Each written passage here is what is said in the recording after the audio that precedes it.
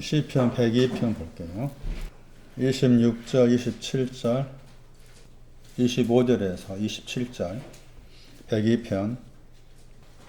주께서 이적에 땅의 기초를 두셨사오며 하늘도 주의 손으로 지으신 바니이다. 천지는 없어지려니와 주는 영존하시겠고 그것들은 다 옷같이 낡으리니 의복같이 바꾸시면 바뀌려니와 주는 여상하시고 주의 연대는 무궁하리이다. 창세기 1장 1절 이하와 관계해서 102편 26절의 이하의 말씀을 연결지어서 살펴보고 있습니다. 대부분의 사람들이 창세기 1장 1절을 접할 때 나는 하늘과 땅을 창조하신 하나님 믿습니다. 그렇게 자기 나름의 어떤 신앙의 고백을 합니다. 그거 틀린 거라겠죠. 하늘과 땅의 개념을 공간적인 개념으로 다 이해를 하더라. 그러나 과연 하늘과 땅이 공간의 개념만 있는 것이냐? 아니란 거죠. 그런 대표적인 구절 가운데 지금 102편 말씀에서 하늘과 땅을 옷으로 말하죠. 옷으로. 저는 이 말씀 접하면서 나름대로 충격을 받았어요. 하늘과 땅을 이렇게 묘사하고 있구나. 하늘과 땅에 대한 개념을 잘못 이해하면은 자꾸 이 지구상에 주님이 오신다라고 해석하게 되는 거죠. 그거 성경에 나와 있지 않다. 그런 대부분의 사람들은 성경에 말하지 않는 것에 현혹되죠. 알려고 하지도 않고. 그게 참 이상한 신보입니다. 이상한 신보.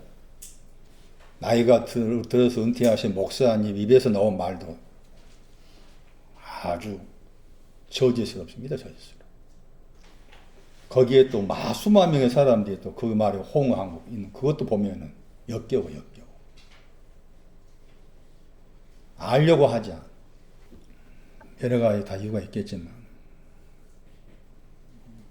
하늘이 뭐라고 그랬어요? 뭐가 하늘이에요? 매우 높다. 여러 가지 뜻이 있습니다. 영어 단어 고치면 여러 가지 뜻이 있는데 저는 그 가운데서 이제 당당하다는 단어를 선택한 거죠. 매우 높다, 당당하다, 고결하다. 그게 하늘이라는 뜻이에요. 하늘이라는 뜻. 그러니까 헬라어에서도 그 하늘의 뜻이 살펴보신 분 아시겠지만 복음, 영원, 능력 그렇게 번역되잖아요. 그러니까 요한계시록 21장 1절에서 처음 하늘과 처음 땅이 없어졌다. 없어졌기 때문에 그 단어에서 없어졌기 때문에 그 구절에 왜냐함이 있습니다. 없어졌기 때문에 내가 요한계시록 쓴 내가 새 하늘 새 땅을 보았다. 처음 하늘과 처음 땅이 없어져야만이 새 하늘과 새 땅을 보는 거예요. 그러면 요한이 본 그 새 하늘 새 땅이 그냥 우리식의 개념의 새 하늘 새 땅이냐 그 말이지. 아니란 거예요, 저는. 그래서 지금 계속해서 하늘과 땅이 공간의 개념이 아닌 신앙적 의미를 가지고 썼다라고 저는 이제 이런 구절을 들춰내면서 여러분은 소개를 하고 있는 거예요, 지금. 땅이라는 단어에는 확고하다. 여러 가지 거기 단어 보시면은 태도나 행동이 확고하다. 사상과 신념이 변하지 않다. 이런 뜻도 있어요. 그러니까 확고하다 한 단어 속에는 이제 신념으로 해석한다면은 신념이 확고하다. 거기에 한자잖아. 믿을 신, 생각. 믿은 그 생각이 변하지 않다는 거예요. 이게 땅이다. 내가 믿고 있는 그 생각이 변하지 않아. 이게 땅의 개념이에요. 땅의 개념. 그런 개념을 잘 알아야 된다는 거지. 그런 개념을 모르니까 무작정 내가 알고 있는 상식으로서 하늘과 땅의 그 내용 가지고 성경에 나온 하늘과 땅을 보니까 그게 잘못된 해석이 수없이 쏟아져 나오는 거지. 또 듣는 사람 그 비판하려 하지 않아. 비판을 해야 되는데 하려고 생각지 않아. 그러니까 저 목사가 말하는 말이 다 맞다라고 그냥 긍정하는 거. 그렇지 않아. 여러분도 제가 소개한 말에 대해서 자꾸 긍정할 필요도 있겠지만 다른 한편에서는 왜 저럴까라고 생각하셔야 돼. 따져야 돼, 여러분. 따지면 어디 가 따져야 돼, 어디서. 헬라 사전 찾아가야 돼. 언어 봐야지. 그렇게 따지는 거예요. 그러니까 제가 한 해석 외에도 여러분 스스로도 다른 해석이 나올 수가 있어야 돼. 그러려면 자꾸 그런 단어들을 찾아가지고 땅이나 단어가 이제 하나의 뜻만 있는 것이 아니니까. 제가 또 찾아보니까 길이라는 뜻도 있습니다. 히브리 사전에 길, 땅이 길이라 길, 들판, 황무지, 영어로 하면 또 랜드의 뜻도 있고, 컨츄리, 월드. 이게 땅이란 단어의 뜻이라 하나의 뜻만 있는 거 아니라 그 말이지. 그걸 종합적으로 말해가지고 그게 확고하다 이렇게 말하는 거예요. 또 하늘은 공기라는 뜻도 있습니다. 산들바람, 공기. 수동사전에 나와요. 에어. 그러니까 하나의 뜻만 있는 것이 아니라 그 말이죠. 그래서 우리는 그냥 딱 규정돼 버렸어. 하늘 그러면 heaven, 땅 그러면 영어 번역처럼 earth, 응? 딱 규정화됐어. 규정화되면 안 돼. 에어로도 번역할 수 있다. 응? 방금 소개한 것처럼 길로도 번역할 수 있다. 땅이, 하늘이 또 그런 식으로. 그런데 이게 이제 자꾸 영어 번역이 되었던 또 주로 영어 번역에서 이렇게 킹 제임스 번역이든 무슨 번역이든 간에 이렇게 하늘을 heaven 그러니까 earth, 영어로 earth 그러니까 땅을 그걸 다 규정화해가지고 우리가 알고 있는 상식으로 말씀을 접하는 거예요. 창세기 1장 1절 그렇게 보는 거예요. 그러면 제가 제 개인적인 해석이 창세기 1장 1절을 정확하게 이해하는 사람이라면 무슨 말을 해야 이해하고 이제 알 수 있을까? 손난이는 듣고서 어떻게 이해했어? 창세기 1장 1절을? 여러분도 마찬가지. 그래서 요한복음 1장 1절을 가야 된다. 창세기 1장 1절을 이해하려면 요한복음 1장 1절로 가야 돼. 왜 요한복음 1장 1절로 가야 됩니까? 거기에 시작 아니란 말이 나온다. 요한복음 1장 1절에서 시작 아니란 그 용어를 가지고 온 것은 창세기 1장 1절에 72년 번역을 그대로 가지고 왔다 볼 수가 있다. 요한이 보고 있는 창세기 1장 1절이 해석이 요한복음 1장 1절이다. 거기서 뭐라 하겠느냐? 시작 안에 말씀이 있었다. 그 말씀이 하늘과 땅을 가지고 있는 말씀인 거지. 그렇게 생각하셔야 돼. 하늘과 땅을 담고 있는 말씀이다. 그리고 그 말씀이 하나님을 향해 가고 있다고 했잖아. 그래서 그 시작이라는 말씀을 가지고 가실 때 히브리서 6장 1절 2절이 중요한 거야. 창세기 1장 1절을 내가 믿고 있다면은 히브리서 6장 1절 2절에 나와 있는 내용을 믿고 있다 이렇게 되는 거지. 그게 시작의 신앙이다. 그건 히브리 6장 1절은 뭐라고 했어요? 시작은 있어야 돼 반드시. 그런데 그랬죠. 다시란 말라고 그러죠. 팔린 다시 닦지 말아라. 기초를 닦지 말아라. 어디 가라고 했어? 완전한 데 가라. 그 단어의 동사가 신부가 신방에 들어감으로써 결혼이 완료다. 그 단어 텔레이오. 명사로 딱 거기 비슷한 동의어가 텔로스야. 텔로스. 시작의 반대말이 끝인데 응? 반드시 시작이 있어야지.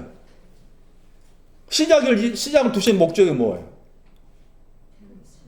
끝으로 가게 하기 위해서 시작을 두신 거예요. 그러면 시작 안에 있다가 시작에 나와야 되잖아? 나오는 것이 이제 끝으로 가기 위한 거잖아? 그래서 이제 시작의 단어 앞에 신약성경 말씀에 아포를 붙여 나온 거예요. 그 아포가 붙어 나와가지고 시작에서 떨어져 나온다 그 표현을 쓴 거예요. 그래서 이 아포와 관계해가지고 그 시작이라 단어 썼을 때 그 여러 군데 구절에 나와요. 나 집에 가서 공부해보세요. 창세기 1장 1절은 아무나 믿는 것이 아니에요. 아무나 믿을 수 없어 그것도. 마태복음 19장 4절 아포가 붙어있는 시작. 누가 1장 2절 요한복음 8장 44 요한복음 15장 27절 사록 2장 13절 베드로후서 3장 4절 요한일서 1장 1절 요한일서에 많이 나와. 요한일서 2장 7 요한 1서 2장 13, 2장 14, 2장 24, 3장 8절, 3장 11절, 요한 2서 1장 5절, 6절. 그 가운데 요한복음 8장 봐봐. 시작에 썰어 나온다고 했습니다. 요한복음 8장 44절. 너희 아버지가 마귀다. 마귀를 말할 때 이제 요한계시록 말씀에서 사단을 마귀라고 그러잖아요. 에뱀 이렇게 표현되죠. 요한계시록 12장 9절, 요한계시록 12절 말씀에 마귀를 말할 때. 그 마귀라는 단어가 헬라어에서 디어가 붙었습니다. 이게 합성어입니다. 마귀가. 그러니까 마귀라는 개념도 여러분 잘 이해하셔야 돼. 그냥 영화 보면은 마귀 그러면은 대물 해가지고 막 아주 배상망측하게 그려서 나오잖아. 그거 성경에 나오는 마귀가 아니야. 응? 성경에 말하는 마귀는 디어가 뭐였어? 디어. 정권사. 디어가 뭐야? 통과하다. 응. 통과하다 뜻이야. 철저히 통과하다. 더하기 던지다 뜻이에요. 마귀라는 단어가. 근데 이 마귀라는 단어에 동사가 딱 한 번 나와. 신약 성경에. 그 구절이 누가복음 말씀에 나와. 누가 16장 1절인가 말씀 보세요. 마귀에 대한 것들은 다시 이해하셔야 돼. 16장 1절에 번역을 들린지라 번역했어. 이렇게 번역하면 안 돼. 이것도 비방하다 뜻이지. 영어 번역은 또 비난하다 어큐즈 썼잖아요. 누가 16장 1절에 들리다 번역됐죠. 사람이 디아발로. 이게 디아볼로스 마귀라는 단어의 동사예요. 동사. 그러니까 마귀의 의미는 여기 누가 16장 1절이 마귀의 뜻이 여기에 들어있는 거예요. 누가 16장 1절 말씀에. 그 무슨 말 나와 거기에. 청지기가 나오죠. 청지기가 나오고 청지기를 가지고 있는데 그 청지기가 주인이 청지기의 주인이잖아요. 청지기의 주인한테 주인의 그 소유를 뭐 한다고 했어요? 허비한다 하는 거에 대해서 그게 이제 비난한 거야. 그 비방이다, 그게. 그러니까 여기 들린다 번역을 다르게 번역하면 비방한다. 주인의 소유를 허비한다라고 비방했다. 이게 마귀라. 이게 마귀의 내용이라. 에? 그러니까 기도원에 가가지고 막 귀신 쫓아낸다 하는 그것도 사실은 성경적이 아니지. 제가 봤을 때. 몰라서 할 때는 그랬지만은 이거 해석이 필요하죠. 청지기가 누군지, 청지기의 그 소유가 무엇인지, 허비한다가 무엇인지 해석이 필요하지만 이 구절에서 마귀와 관계에 중요한 구절, 딱 마귀라는 단어 동사가 딱 한 번 나온 구절. 그러니까 이 구절이 마귀와 관계에서 설명할 수 있는 구절이다. 그런데 요한복음 8장 거기 44절 말씀도 마귀와 관계해서 말할 수 있는 구절인데 마귀가 하는 일이 저가 마귀잖아요. 제가 무슨 일을 해? 그거 보세요. 무슨 일 합니까? 마귀가 하는 일은 누가 16절 1절하고 연결돼 생각할 수 있는데 마귀가 하는 일은 뭐예요? 처음에서 떨어져 나온 사람을 죽이려 합니다. 이 뜻이에요. 사람을 죽였단 말이 우리가 알고 사람 죽였단 말이 아니에요. 이 사람은 누군가 하면 처음에 안에 있다가 요한복음 1장 1절, 창세기 1장 1절의 신앙, 히브리서 6장 1절 2절의 신앙을 가진 사람이 그 안에 있다가 이 안에 계속 머물러 있으면 안 된다. 여기서 떨어져 나와가지고 어디로 가야 된다? 끝을 향해 가야 된다. 완전한데 끝을 향해 가야 된다. 그렇게 하려는 사람이에요. 이해되십니까? 그렇게 하려는 사람을 죽이는 거야, 마귀가. 하지 말라고. 계속 안에 있어. 안이 좋잖아. 이게 시작 안에. 마귀는 계속 시작 안에 있게 만들어. 시작 안에 있어. 시작이 얼마나 달콤하고 좋아. 시작 안에 있어. 그런데 이 사람은 아니다. 시작 안에 있으면 시작이 있으면 끝이 있어야 된다. 끝으로 가야 된다. 끝으로 가려면은 그 시작에서 떨어져 나와야 돼. 시작에서 떨어져 나오는 사람이잖아요? 예? 이 사람이 요한복음 16장 21절의 사람이야. 개나오한 사람. 그냥 문자 사람이 아니고. 여기에서 중요하게 시작에서 떨어져 나왔다는 아포 관계에서 그러니까 사람을 살인했다 했을 때 이게 마귀 관계에서 말한 거잖아요. 그리고 지난주 말씀드린 요한일서 1장 1절 이하가 시작에서 떨어져 나온 것과 관계된 신앙을 설명한 구절이에요. 또 한편에서 요한복음 1장 1절 다시 보시면은 거기에 시작 안에 마귀가 시작 안에 마귀라겠다. 시작 안에 뭐가 있었어요? 시작 안에 말씀이 있었죠. 그 말씀은 히브리서 6장 1절 2절과 관계된 말씀으로 해석할 수 있는 거다. 창세기 1장 1절과 관계된다. 하나님을 향해서 말씀이 있었다고 했을 때 그 하나님은 그 다음 여기 요한 1서 1장 3절의 9절에서 해내 신앙 끝과 관계된 하나님. 다시 보세요. 요한 1장 1절 말씀이 어디에 있어요? 말씀이 시작 안에 있죠. 다시 보세요. 1장 14절 보세요. 말씀이 나오죠? 이 말씀 어디에 있는 말씀이에요? 어디에 있는 말씀? 시작 안에 있는 말씀. 요한복음 1장 14절. 요한복음 1장 1절에 시작 안에 뭐가 있었어요? 말씀이 있었어요. 요한복음 1장 14절 말씀이에요. 말씀이 그랬죠. 시작 안에 있는 말씀이죠. 시작 안에 있는 말씀이 뭐가 됐다 그랬어요? 왜 육체가 되었을까요? 이게 시작에서 떨어져 나오게 한 겁니다. 시작에서 떨어져 나오게 하기 위해서 육체가 되신 겁니다. 이 말씀도 말씀 육체가 되었다고 했을 때 예수님께서 12월 20일 태어났다. 전혀 그런 말이 아닙니다. 육체나 단어도 새롭게 볼 필요가 있습니다. 단어 자체에 들어있죠. 육체는 인간의 본성을 말합니다. 인간의 본성은 연약함과 열정 그런 뜻이 들어있습니다. 육체나 단어 속에. 그러나 단어 자체의 뜻은 그러하지만 신앙적 의미에서 말씀이 육체가 되었었다는 말의 의미는 시작 안에 있다가 시작에서 떨어져 나오게 하기 위해서 말씀이 육체가 되신 겁니다. 만약에 말씀이 육체가 되지 아니하시면은 시작에서 떨어져 나올 수가 없어요. 이 육체가 가리킨 신앙적 구절입니다. 아주 중요합니다. 딤전 3장 16절입니다.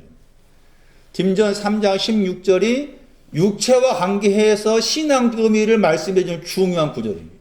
물론 갈라디아 5장 24절 말씀에 육체와 함께 그 정과 십자가 못 박았다고 했을 때 거기 육체가 나오지만은 딤전 3장 16절 말씀이 육체를 설명하고 있는 신앙 의미의 중요한 단서가 나와 있는 동사가 있습니다. 뭐가 나옵니까? 나타났다 단어입니다. 저 단어 좋아야 됩니다. 딤전 3장 16절. 육체 안에서 뭐였다 했어요? 나타났다 했죠? 딤전 3장 16절. 나타났다 했잖아요? 그러니까 육체 안에 나타났다 그 말은 말씀이 육체가 됐다 그 말은 말씀 시작 안에 있는 그 말씀이 시작에서 떨어져 나오게 하기 위해서 육체가 되셨는데 육체가 되셨다는 내용은 나타난 것과 관계. 나타나다. 다시 계시록 3장 18절 나타난 내용. 부끄러움과 수치를 제가 지게별 두었잖아요. 거기에 흰 옷이 입고 또 뭐였죠? 옷을 입었다 나오죠. 그 옷이 아내의 옷이었죠. 이걸 말합니다. 육체가 가리킨 방향. 부끄러움과 수치를 없애고 흰 옷과 아내라는 옷을 주기 위해서. 이게 말씀이 육체가 되셨다는 신앙적 의미입니다. 그것이고 시작 안에서 떨어져 나오기 위함인 거예요. 이것도 기억할 필요가 있습니다. 왜냐하면은 요한복음 1장 14절 말씀 많이 잘못 해석하고 있기 때문에 소개를 한 거예요. 자, 다시 돌아오세요. 다시 102편 봅니다. 102편 26절. 기초를 두신 것에 대해서 확고합니다. 땅. 기초를 쌓았다. 기초를 놓았다는 것에 대해서 나는 신념, 변하지 않는 신념을 가집니다. 기초를 놓다. 그게 지금 히브리서 6장 1절 말씀에 다시 터를 닦지 말라고 터가 기초라겠죠. 또 성의 송광, 마태복음 7장 말씀에 7장 25절 말씀인가 참고하면은 이 기초가 관계된 구절이 반석 위에 주초 놓았다 그 단어. 주초, 기초성, 터. 고전 3장 13절 이하 말씀에 터를 말하면서 예수 그리스도가 터라 그 말 나옵니다. 그게 터와 관계되다. 기초를 놓다. 이게 다 땅에 대한 겁니다. 여기 시편 102편 26절에 의하면은. 그리고 하늘과 함께에서는 손으로 만든 것이 하늘이라겠죠. 손으로 만드신 것에 대해서 나는 당당하다. 내가 당당함을 가지고 있는 것, 하나님께서 손으로 만드신 것에 근거해서, 손으로 만드신 것에 근거해서 내 영혼이 좀 당당하게 서 있습니다. 그런 개념이에요. 손으로 만드셨다고 했을 때 만드신 내용이 의도 있고, 공평도 있고, 진리도 있고, 믿음도 있고, 코어의 능력도 있고 그렇습니다. 손으로 만드신 내용. 다양합니다. 이사야 32장 17절, 시편 111편 7절, 6절, 시편 33편 4절을 참고하면 손으로 만드신 내용이 나옵니다. 그게 지금 하늘들을 말하잖아요. 그런데 기초를 놓은 땅이다. 기초를 놓은 것에 대해서 나는 변함이 확고한, 기초가 놓아졌다. 내 안에 기초가 놓아진 것에 대해서 나는 확고하다. 믿어서 생각이 변하지 않는 확고함을 가지고 있다. 손으로 만드신 것에 대해서 나는 당당함이 있다. 그런데 102편 27절 말씀에 그런 천지 확고하다. 당당한 내용을 가진 내용이 있었잖아요. 26절 내용이고. 그런 하늘과 땅은 없어진다. 아무리 내가 기초가 내 안에 놓아져, 나는 기초에 대한 신앙을 믿는다. 히브리 6장 1절 2절을 믿고 있다. 이게 여기 기초를 놓았다 내용이잖아. 손으로 만드신 거, 공평, 진리, 코어라, 힘, 능력, 이걸 내가 믿고 있다, 알고 있다. 나는 그런 곳에 대해서 내가 당당하게 신앙생활하고 있다. 하는데 불구하고 그런 하늘과 땅은 멸망이다. 그러면서 그것들은 다 그랬잖아요. 하늘과 땅이죠. 옷이다 그랬죠. 왜 그랬을까? 왜 그럴까라고 했을 때 이 옷이라는 단어 속에 무슨 뜻이 있다겠죠? 믿을 수 없다 했잖아요. 믿을 수 없다. 약탈하다, 빼앗다 등등 있지만 믿을 수 없다. 번외는 기초가 놓아진 것에 대해서 나는 변함이 없다. 믿고 있다라고 말한 거예요. 손으로 만든 것에 대해서 나는 믿고 있다. 믿고 있어서 당당한 거지. 나 믿고 있고 알고 있어. 그런데 이 옷이라는 말을 끄집어오신 것은 네가 지금 당당하게 믿고 있고 네가 확고하게 알고 있는 거 나는 믿을 수 없다는 거예요. 이게 옷이야. 나는 믿을 수 없다. 너는 지금 확고하다. 너는 당당하다. 나는 창세기 1장 1절 믿고 있다. 요한복음 1장 1절 믿고 있어. 그렇게 네가 막 우기고 있지만 이 옷이 또 주님이 입으신 옷이잖아. 시편 22편에. 주님이 입으신 그 옷이 왜 거기에 있는가 하면은 나는 믿을 수 없다는 거예요. 믿을 수 없는 그것을 주님이 가져가셨다고 했잖아요. 주님의 옷이. 자기는 확고하다 하고 자기는 당당하다 하는데 이 옷이 가리키는 것은 나는 믿을 수 없다. 나는 너를 신뢰할 수 없다는 거예요. 네가 믿고 있는 당당함, 네가 믿고 있는 확고함. 그래서 제가 말씀에 제목을 굳이 달 필요 없지만은 달았을 때 뭐라고 했는가 보세요. 나의 확고함과 당당함은 어디에 근거하고 있느냐. 응? 그래서 창세기 1장 2절 말씀에 곧바로 설명할 내용이지만은 그 땅이 뭐라고 했어요? 그렇게 내가 확고하게 변함이 없이 나는 믿고 있습니다. 에? 믿고 있습니다 하는 그 땅이, 믿고 있습니다 하는 땅이 뭐합니까? 뭐 한다고 했어? 혼돈하고 공허하다고 했잖아. 에? 그 땅이 창세기 1장 2절 말씀에 그 땅은 자기가 믿고 있는 생각이 변함이 없어. 그런 확고함이 있어. 그런데 그런 확고함을 가지고 있지만 시편 102편 말하면은 기초를 놓은 것에 대해서 나는 변함이 없이 믿고 있다 하는 것이요. 시작에 대한 그 말씀에 대해서 나는 믿고 있다. 흔들림이 없이 나는 분명히 믿고 있어. 그런데 혼돈하고 공허함. 자, 그러면 여기서 이제 한 가지 끄집어와서 생각할 수 있는 것이 뭔가 하면은 지금도 그런 사람들이 많습니다. 구원의 확신을 가지고 있는가라는 질문을 합니다. 들어보셨어요? 그 질문이 맞느냐는 거예요. 구원의 확신을 가지고 있느냐. 어떤 이제 목회자들은 구원의 확신이 있어야 한다 말합니다. 성경 그런 말 없습니다. 그럼 확신이라고 했을 때 그 확신을 믿을 수 있는 거예요? 확신을 믿을 수 없어. 확신하고 있는 것은 혼돈이야. 공허한 거야.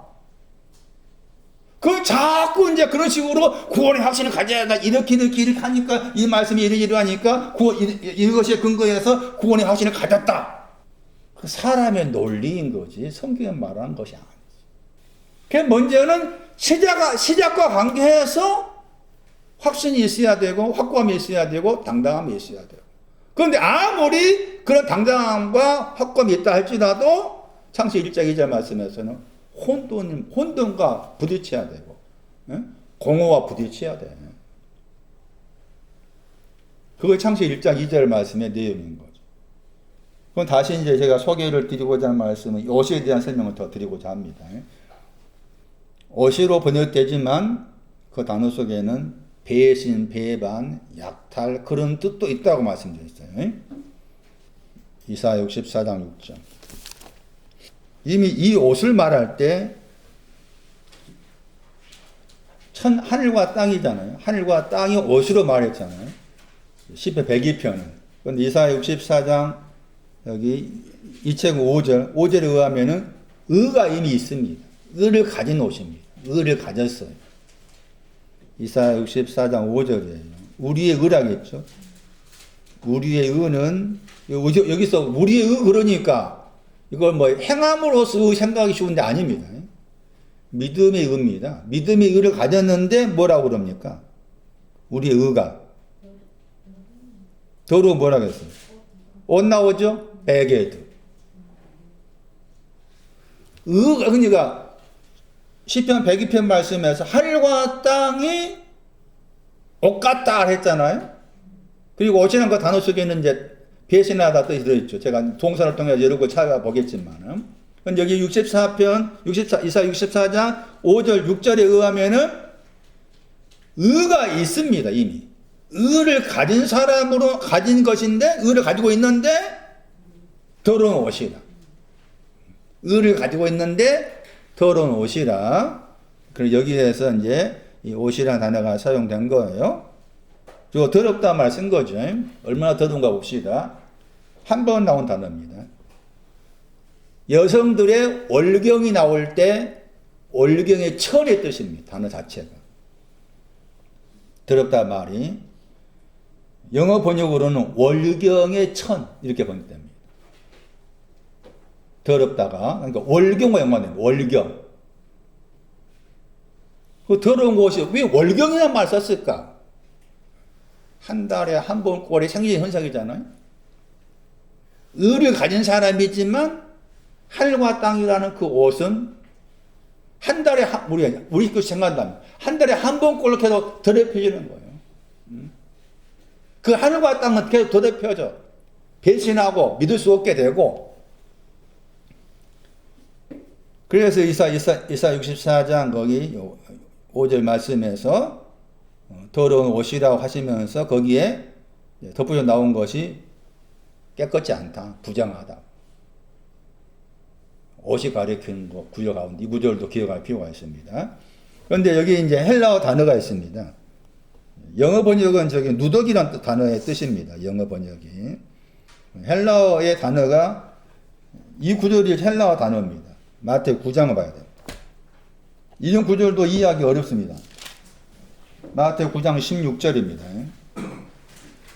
이사야 64장 5절 혹은 6절과 관계에 나와 있는 우리의 의는 다 더러운 옷이라고 했을 때, 저 옷이라는 단어가 하늘과 땅을 가지고 있는 옷입니다. 이미 또 의도 있습니다.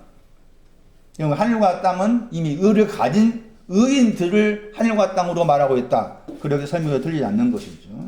마태 9장 16절. 이런 구절 들어보셨는가 보세요. 이제 낡은 겉옷을 더 봤죠, 이제. 히브리 1장에 나온 구절이죠. 낡은 겉옷. 낙다가 형용사입니다. 옷. 이 옷이 백에 들어간 옷이죠. 찾았어요? 히브리어 저 백에 들어가는 옷의 헬라어가 히마티온입니다. 히마티온. 그리고 거기에서 낡은 옷이라고 그랬죠. 낡은 옷. 히브리서 8장에서는 처음 것이 낡아지다. 처음 것이 낡아진 것이나 옷이 낡아진 것이나 내용 같다겠죠. 처음 것은 옷에 해당된다. 그 낡은 옷이 나오고, 근데 그 앞에 생배 조각이 나오죠. 생배가 나오죠. 생배 조각이나 한번 말 빼본다면 생배를 낡은 옷 위에다가 붙이는 거죠. 붙이다가 위에 던지다. 조각이나 단어도 위에 던지다. 그 뜻이에요. 생배가 나오고 낡은 옷이 나옵니다. 그렇게 했을 때 헤어짐이 더하다 말이 보다 더 악하다입니다. 악하다 단어의 비교급입니다. 보다 더 악하다입니다. 보다 더 악하게 되었다 했을 때 생배할 때 배 저 단어입니다. 배 저 단어가 64장 이사야 64장 5절 말씀에 더러운 옷 할 때 옷입니다.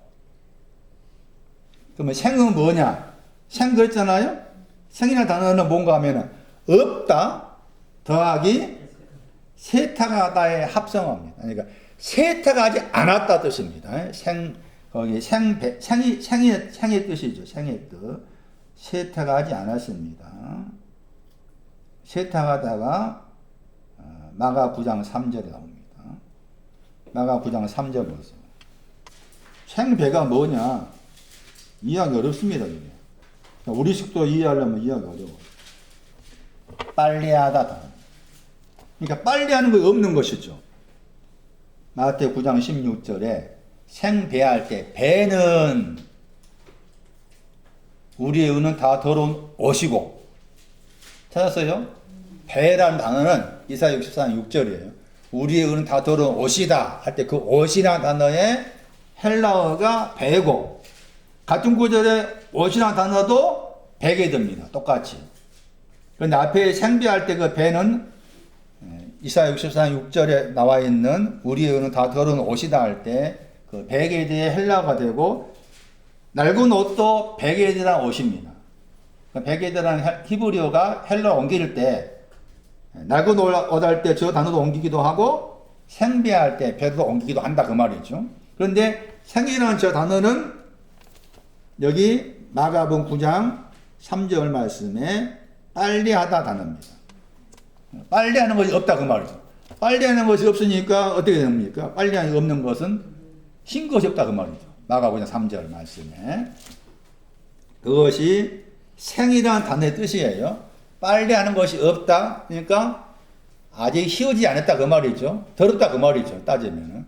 그래서 생배라고 했을 생배를 이사야 64장 5절 말씀으로 이해하셔야 된다. 우리의 의는 다 더러운 옷이다. 스가랴 3장. 옷에 대한 제 설명입니다. 스가랴 3장 3절. 더러운 옷. 이사야 64장 말씀에서 더럽다는 월경과 함께 된 단어지만은 스가랴 3장 3절에 더럽다 저 단어는 똥과 연관됩니다. 똥, 대변. 더럽다가 대변과 관계됩니다. 똥. 이 구절도 지금 하늘과 땅이 옷 같다 했을 때 그 옷의 의미입니다. 더러운 옷입니다. 하늘과 땅이 더럽다.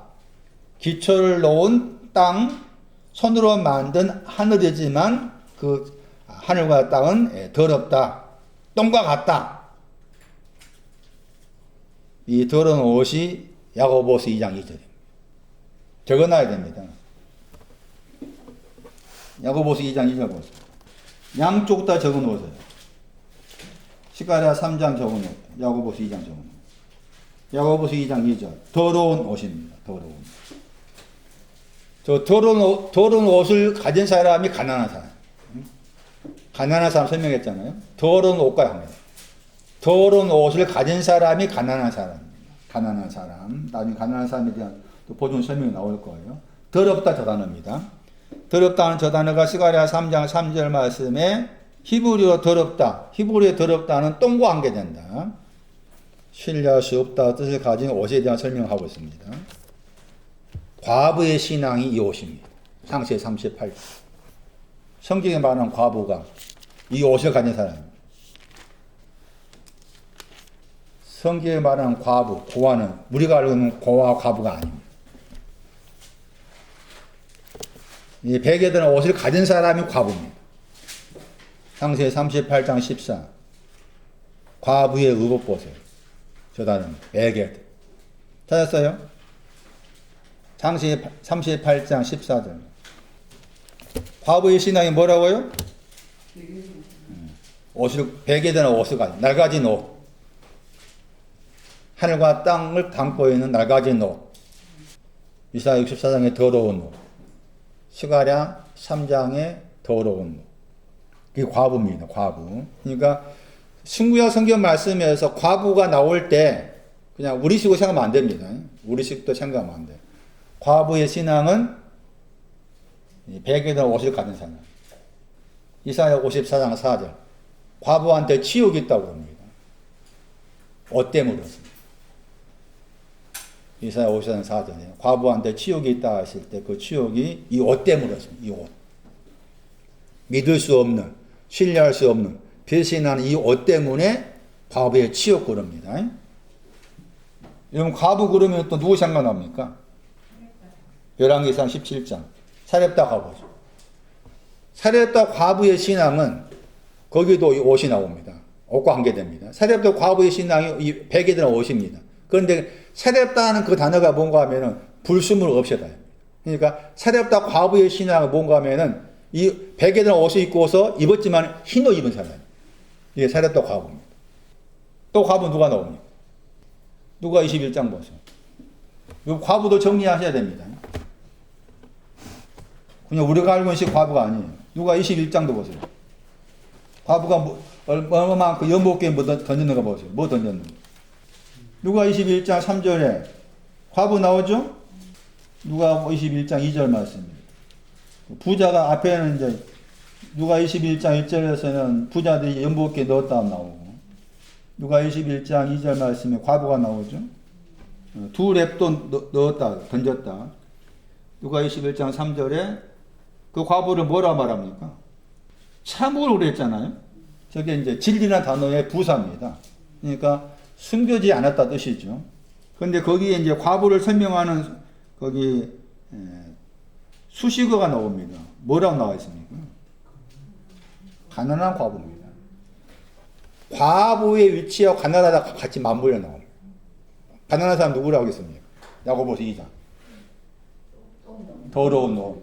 스가랴 3장. 베개 드는 옷을 입은 사람입니다. 마찬가지입니다. 이 과부도. 가난한 과부라고 했잖아요. 이 과부가 창세기 거기 38장 말씀에 베개 드는 옷이잖아요. 모든 사람보다 더 많이 던졌다고 했죠. 넣었다가 던졌다고 했죠. 그럼 보다 더 많다 뜻이잖아요. 그러니까 이 과부하고 부자하고 비교를 한 거예요. 부자의 신앙 더 낮아요. 과부의 신앙 높고. 그래가지고 던졌는데 그게 이제 앞에서는 21장 2절 말씀에 두 랩돈 던졌다고 했잖아요.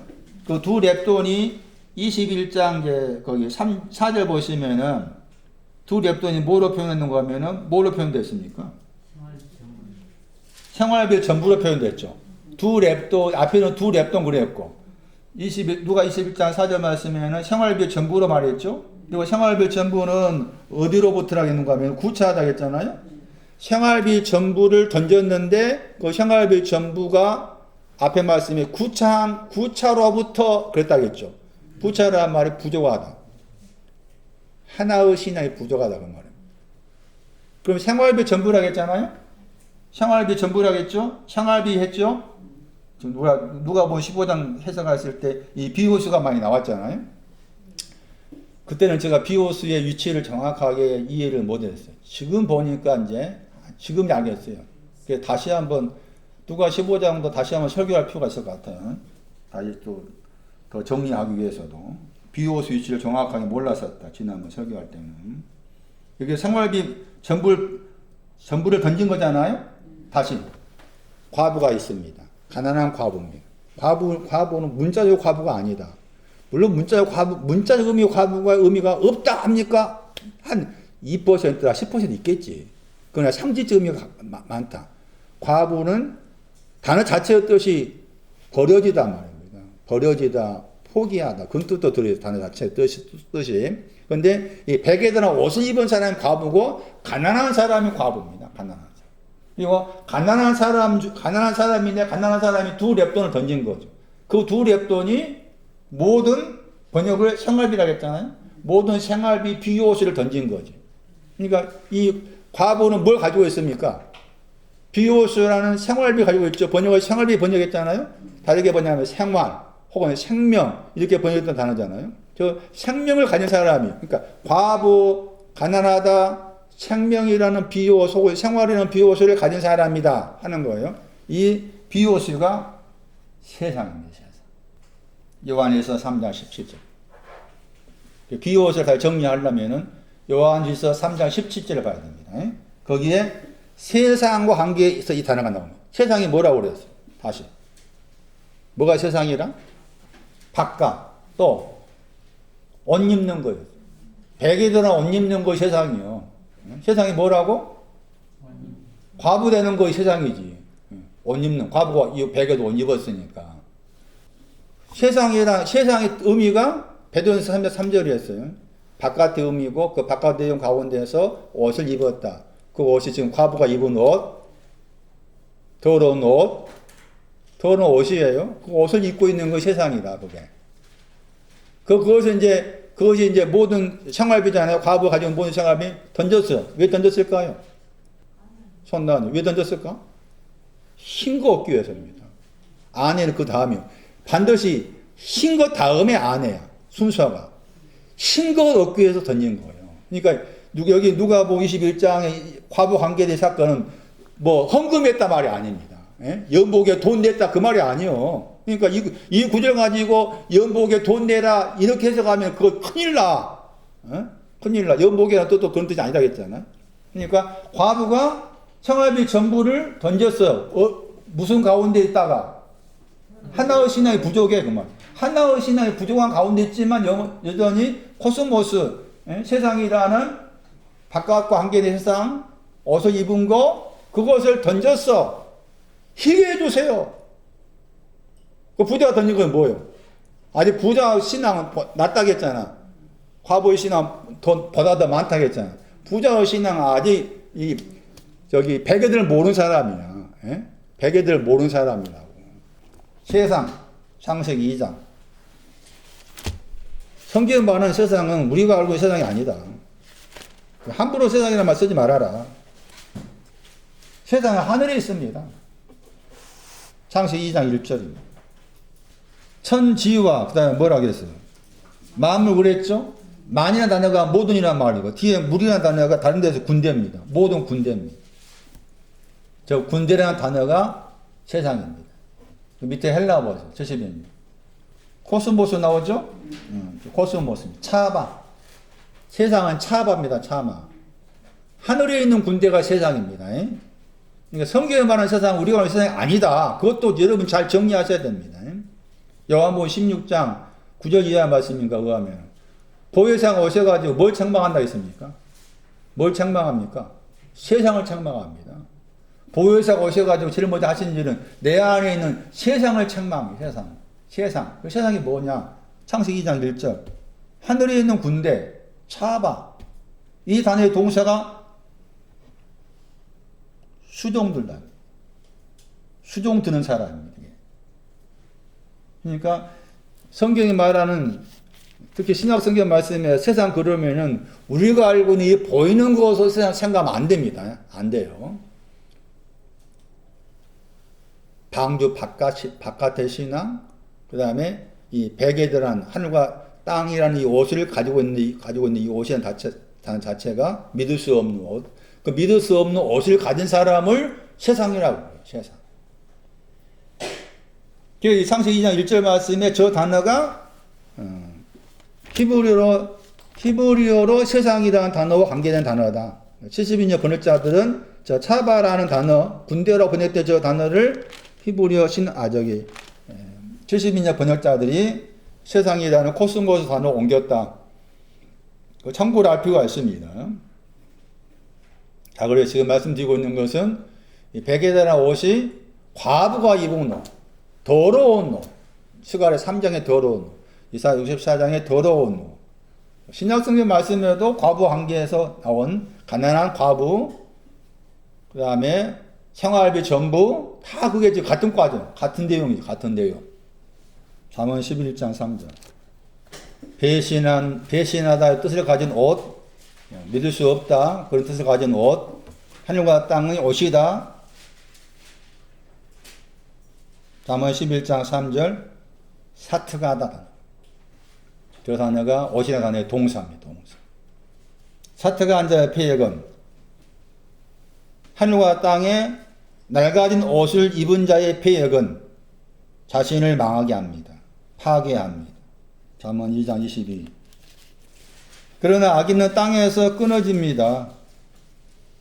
게으르한 자. 게으르하다. 잠언 2장 22절.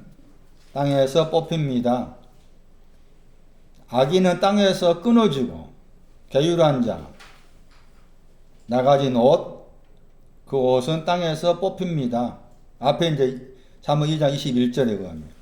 정직한 자는 땅에 거합니다. 여기서 땅이 시편 102편 27절 이하로 생각하면 무슨 옷이겠습니까? 무슨 옷? 바꿔진 옷입니다. 안에. 왜냐? 정직하다 저 단어 때문에.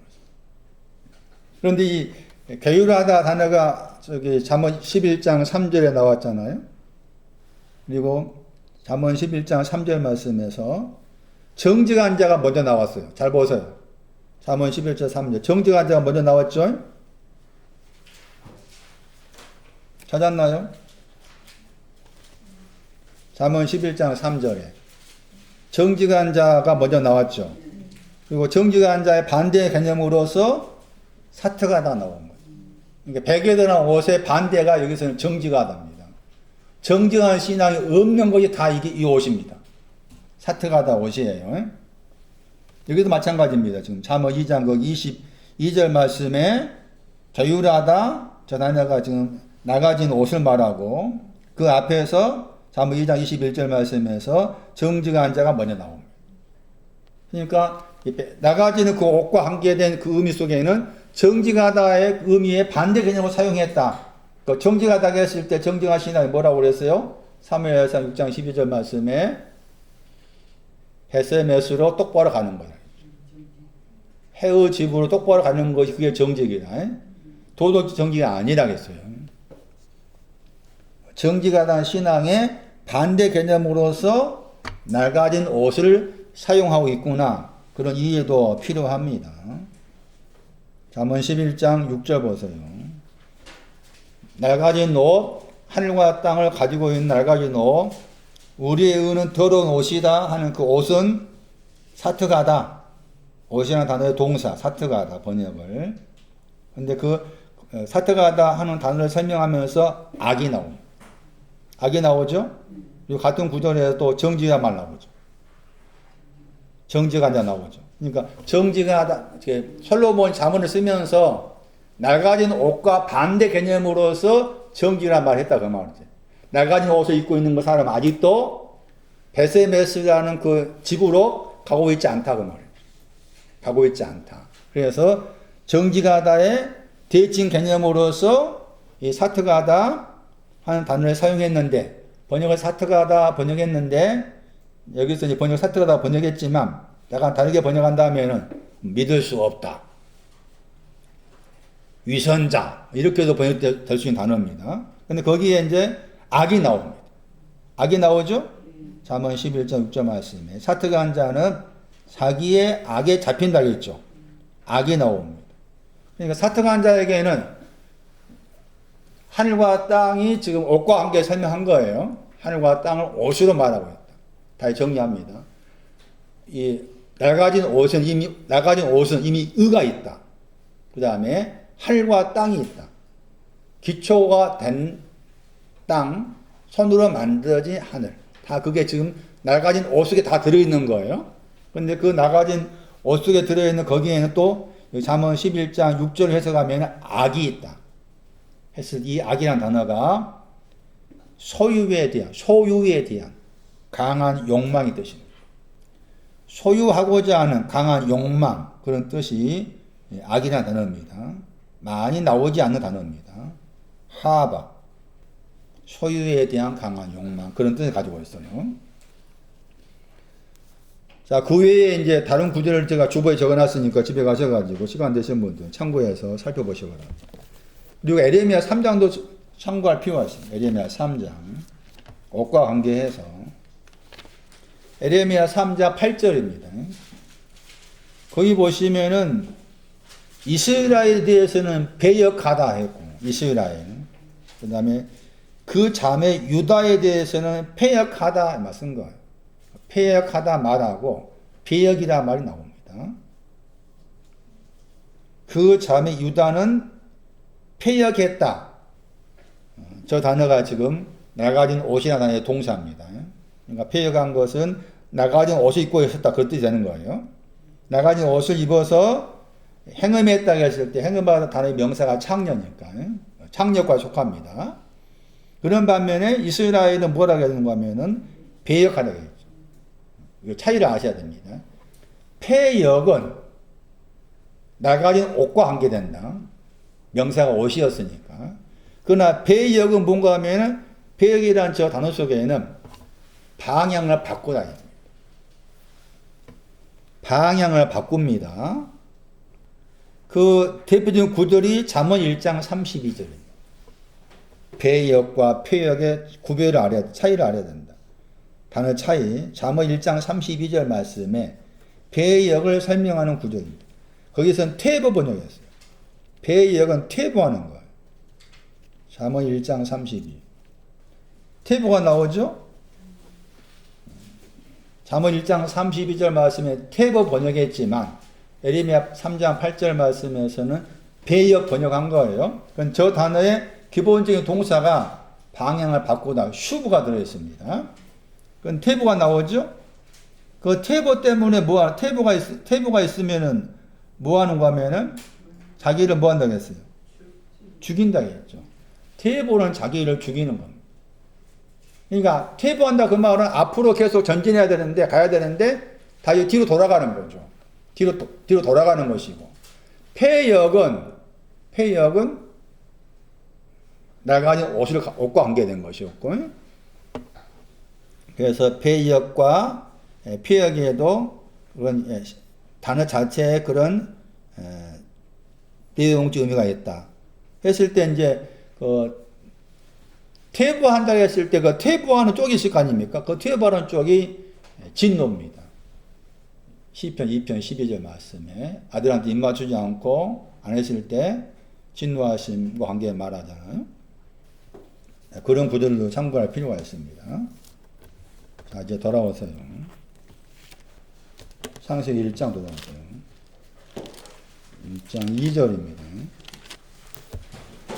그 땅은 시편 102편 27절로 말하면은 그 땅은 기초가 있는 땅이고 확고함이고, 그러면서 또 천지가 옷과 관계해서 말했잖아요. 그러니까 창세기 1장 2절 말씀에 그 땅도 시편 102편 27절하고 또 이사야서 51장 6절 이런 구절을 참고할 필요가 있습니다.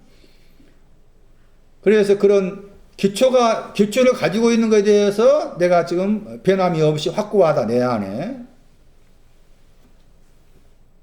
그렇다 할지라도 혼돈하다. 이렇게 나와 있는 거죠. 창세기 1장 2절의 의미를 그렇게 설명할 필요가 있겠습니다. 땅과 관계에서 신약 성경 말씀을 좀 참고할 필요가 있을 것 같습니다. 신약 성경. 창세기 1장 2절을 잠시 후에 설명하기로 하고, 땅과 관계에서 나와 있는 구절 가운데 왜 이 말씀 하셨을까라고 했을 때 땅의 의미가 중요하기 때문에 이런 말씀 하셨음을 기억할 필요가 있습니다. 우리가 잘 아는 구절입니다. 마태오 5장 13절. 땅과 관계에서 또 살펴볼 성경 구절 가운데 계시록 21장 1절은 여러 번 듣고 있는 구절이지만 마태오 5장 13절 말씀도 계시록 21장 1절에 처음 하늘과 처음 땅과 새 땅과 관계해서 중요한 구절이다. 잘못 번역했죠. 땅이죠. 너희는 뭐라 했어요? 땅에 뭐라 했어요? 땅에 대해서 소금이 되라고 말해요. 땅에 대해서. 소금이 무슨 뜻이 있다 했어요? 그렇죠. 빈틈이 없다. 신중하다. 땅에 대해서 빈틈이 없어야 된다. 지금 네 안에 나름대로 내가 믿고 있는 그 확고함, 그 내용이 네가 네 마음속에서 말씀에 대해서 하나님에 대해서 믿어서 변함이 없는 생각으로 가지고 있는 그 확고함에 대해서 신중하게 살펴봐라. 그게 소금이야. 신중하게 살펴봐라. 그래서 상징적 의미로서 신중하다, 뭐 빈틈이 없다, 그렇게 번역할 수 있는 상징적 의미가 소금이라는 단어 속에 있다고 말씀드렸어요. 그러면서 그러나 만약에 5장 13절의 말씀 너희는 제자들 하겠죠. 그러나 만약에 소금이 그랬죠. 신중해야 되는데 신중하고 빈틈이 없고 그런 신중함 무엇에 대해서? 땅에 대해서입니다. 예, 땅에 대해 확고하다 하는 그 확고함에 대해서 네가 좀 확고하게 믿고 있는 거 나는 확신합니다. 오늘 죽어도 난 천국 갑니다. 그렇게 확고하게 믿고 있는 그거에 대해서 신중해라. 근데 만약에 그 신중함이 빈틈이 없는 그 소금의 신중함이 어떻게 하면은 미련하면은 자 그럼 뭐예요? 신중하다 하는 그 땅과 관계된 신중함이 미련할 수 있다는 말이 없다는 말이에요? 미련할 수 있다는 말이에요. 그러면 반대로 땅에 대해서 신중해라 하는 거기에 그 땅에 대해서 신중하다 하는 거기에는 미련함이 없는 것으로서 신중함이지. 이해되시는가요? 땅에 대해서 신중해라 한 다음에 너희는 땅에 대해 신중하다 해놓고서 그러나 만약에 그 소금 신중함이 빈틈이 없는 신중함이 미련할 수 있다면 미련할 수 있다면요. 가정법이요. 미련할 수 있다면 가정한다면 그 말이 오면은 충분히 땅에 대해서 신중해야 될 그 부분에 있어서 미련한 것이 들어올 수 있다 그 말이죠. 미련함이 들어올 수가 있다. 그럼 미련함이 들어오게 된다면은 짜기 한다 말이에요.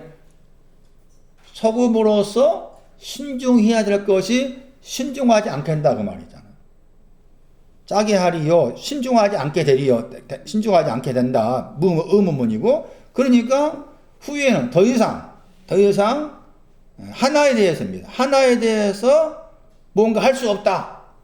할 수 없다. 그렇게 나와 있고 그러면서 이제 그것을 어디다 던집니까?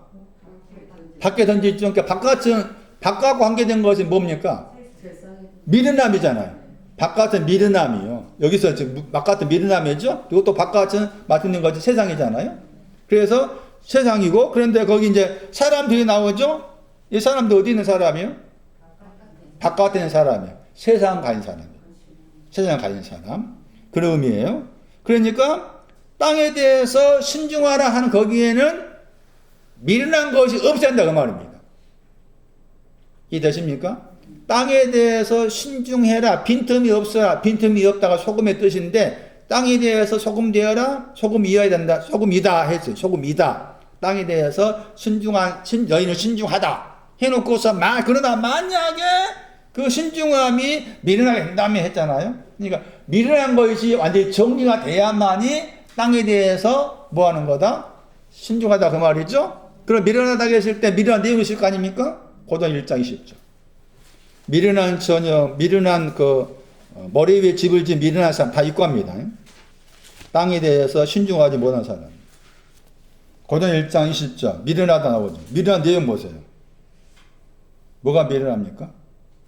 세상은 지혜가 미련합니다. 세상 관계됩니다. 바깥에 대한 거, 옷 입는 것입니다. 옷 입는 것에 대해서 무슨 옷? 나가진 옷. 나가진 옷 입는 것에 대해서 그게 미련한 거예요. 나가진 옷 입는 것에 대해서 소금이 나가진 옷 입는 것에 대해서 미련하면은 그러면은 땅에 대해서 신중한 소금 되어라. 빈틈이면 소금 된다. 그 말은 이 땅은 뭐가 되는 거예요? 무슨 땅이라고 말해요? 그 확고함이. 그렇죠. 아내입니다. 아내로서 옷을 말. 아내로서 옷. 아내로서 옷이 마태복음 13절 말씀에 땅의 음입니다. 땅의 음. 5장 5절 마태. 온유한 자는 땅을 뭘 받는다고 했어요? 땅을 기업한다고 했죠. 이 말이 다 상징적입니다. 땅을 온유한 자는 땅을 기업받는다. 확고함, 신념에 대한 확고함을 기업으로 받는다. 유업받는다. 그러니까 온유한 자가 돼야만이 확고함이 남아있는 거죠. 확고함이 남아있는 거예요. 그리고 그 확고함이 남아있는 그 땅은 땅의 내용이 땅을 기업받는다고 했잖아요. 이 땅을 기업받는 것이 이제 출입 상식 구약 말하면은 젖과 꿀이 흐르는 땅, 그 출입 3장에 나옵니다. 젖과 꿀이 흐른다고 했을 때 젖이 흐르는 곳은 선이고 같은 구절에 그 다음에 꿀이 흐르는 것은 광대함, 광대하다가 상식 26장 말씀에 넓은 곳에 가니까 다툼이 없다. 그 신앙 말이에요. 그러니까 젖과 꿀이 흐르는 땅, 그것도 땅과 관계한 중요한 구절이라 할 수가 있는데 지금 유업받는다고 했을 때 젖과 꿀이 흐르는 선하고 광대한 땅을 유업받는다. 이렇게 이제 구약으로 해석하면 그런 해석이 나오는 거죠. 그런데 여기에서 이제 땅을 기업받는다고 했을 때 여기에서 기업을 받다는 저 단어가 중요한. 저 단어가 땅이 무엇인지를 말씀해 주는 구절이에요. 내용. 땅을 기업으로 받다가 유업받는다. 상속받는다. 그 뜻이에요. 그럼 땅을 상속받는다는 말이 누가 상속받는다고 했습니까? 온유한 신앙, 온유한 자가 돼야만이 땅을 상속받아. 온유한 자가 돼야만이 자기가 가지고 있는 그 확고함에 대해서 상속받아. 온유한 자 되지 아니하면은 땅에 상속이 없어. 그 말이에요. 그랬을 때 땅을 상속받는다고 했을 때 기업 받는다 했을 때 기업을 받다 하는 저 단어 속에 땅이 무엇을 말하는지를 말씀하는 내용이 들어있어요. 저 단어가 요한복음 19장 24절. 천국을 유업으로 받다 할 때 다 이 단어입니다. 상속자 요한복음 19장 24절. 시편 22편을 인용했다고 그랬죠. 시편 22편 19절 말씀을 요한복음 19장 24절 말씀에 옷이 나오죠. 앞에는 옷이잖아요. 저 옷이 무슨 옷이었어요? 낡아진 옷이었죠. 천지를 담고 있는 낡아진 옷을 나누었다겠죠. 그 다음에 뒤에 나와 있는 옷이 아내로서 옷이라 했죠. 아내로서 옷입니다. 뒤에 나와 있는 옷이 히브리어로 하면 아내로서 옷이에요. 바꿔진 옷입니다. 바꿔진 옷이죠. 그래서 그다음에 바꿔진 옷인데 거기에 무슨 말 나오는가 하면은 제비라는 단어 나오죠. 제비. 저 단어입니다. 저 단어가 기업으로 받다 하는 단어 속에 들어있습니다. 그러니까 제비 더하기 기업으로 받다 단어가 합성어입니다. 제비 더하기 법의 합성어예요. 근데 제비 더하기 법이라는 합성어가 기업으로 받다인데 땅을 기업으로 받다고 했을 때 저 땅의 내용이 옷을 말합니다. 안에도서 옷을 말합니다.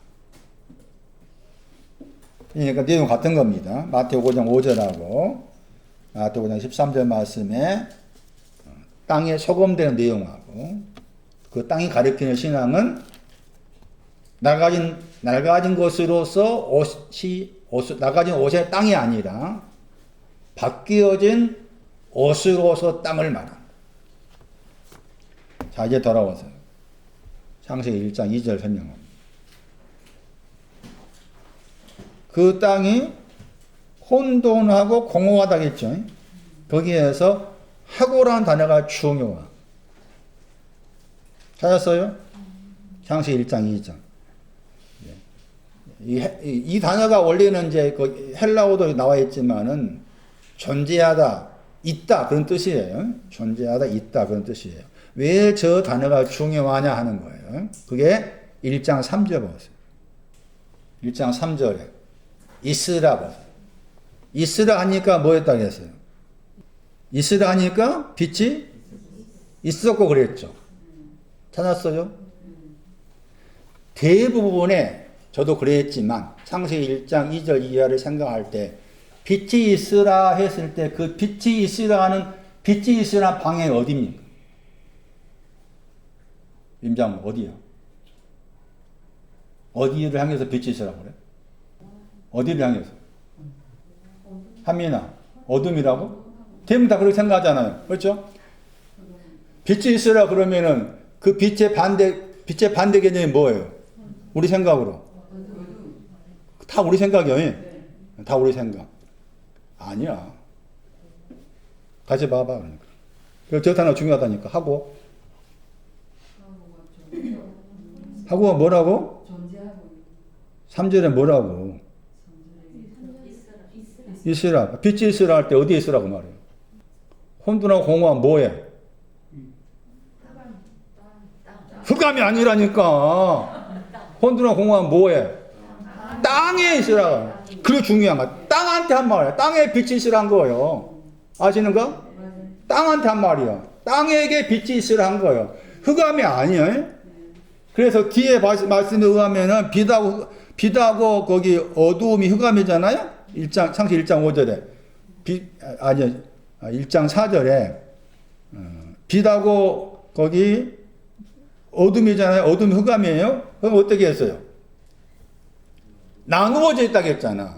나누었다고 했죠? 만약에 우리 생각으로 빛이 있으라 했을 때 이 빛이 흑암을 향해서 흑암한테 빛이 있으라 했다면은 흑암하고 저기 빛하고 나누어져야 됩니까? 안 나눠져? 안 나눠줘야 돼. 그 나눴다 그 말은 지게포겠다 그 말이지. 그래서 아까 말씀드린 것처럼 창세기 1장 2절 말씀에 하고라는 저 단어가 중요하다. 찾았어요 다시? 1장 3절에 빛이 있으라. 땅한테 한 말이다. 어떤 땅? 어떤 땅? 혼돈하고 공허한 그 땅을 향해서 빛이 있으라 한 거예요.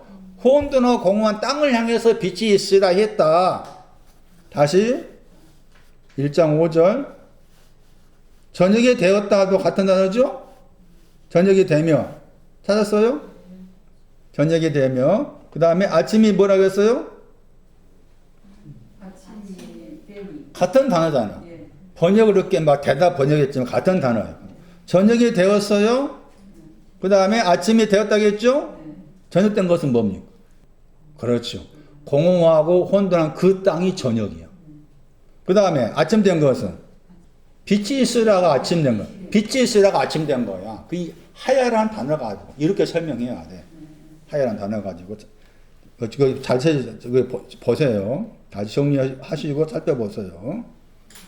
하야라는 단어가 뭐 있다, 존재하다 그렇게 번역되는데 주로 이제 번역할 때 여기서처럼 뭐 대다 번역됩니다. 대다 번역을 많이 합니다. 여기 이제 1장 5절 말씀에서는 대다 번역했고 저 대다 번역된 저 단어에 또 헬라어가 주로 대다 번역된 단어입니다. 그런데 창세기 1장 2절 말씀에서는 존재하다 하는 뜻을 가진 영어 단어하고 헬라어 단어도 있다 하는 단어 썼어요.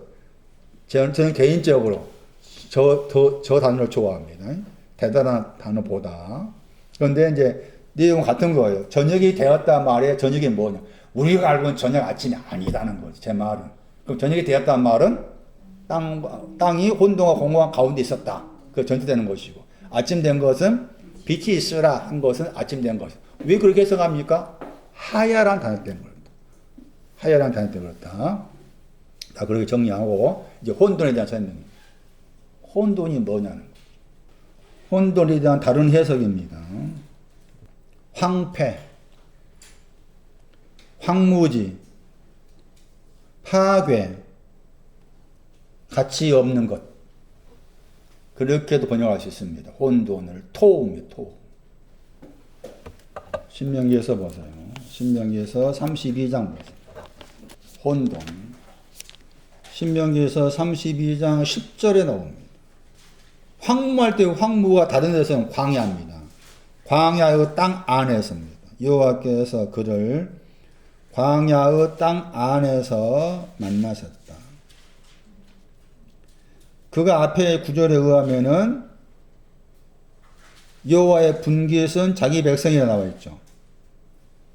신명기 32장 9절에 여호와의 분깃은 자기 백성이라 나와 있어요. 거기에 자기 백성 할 때 그 자기 백성이 그잖아요. 그 10절에 여호와께 그를 만났죠. 그가 누구예요? 그러면 자기 백성이 여호와의 뭐예요? 여호와의 분깃. 여호와의 분깃이 10절 말씀에 금입니다. 그리고 그 여호와의 분깃이 큰데 그 여호와 분깃이 어디에 있습니까? 광야 땅 안에 있죠. 여호와의 분깃인데 광야 땅 안에 있을 때 그를 만나셨다 그 말은 찾으셨단 말이에요. 여호와께서 분깃으로서 백성인 사람이 광야 땅 안에 있을 때 여호와께서 찾으셨습니다. 분깃이 이렇게 배게 됩니다. 분깃의 신앙이 낡은 옷과 관계됩니다.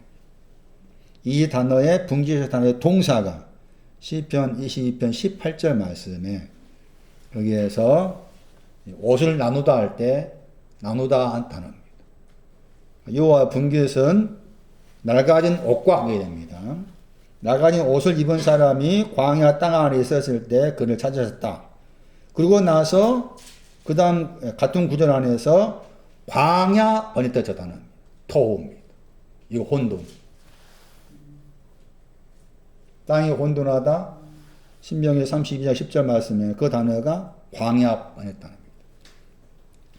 거기도 광야 아니죠. 혼돈 아니죠. 혼돈 안에 있다.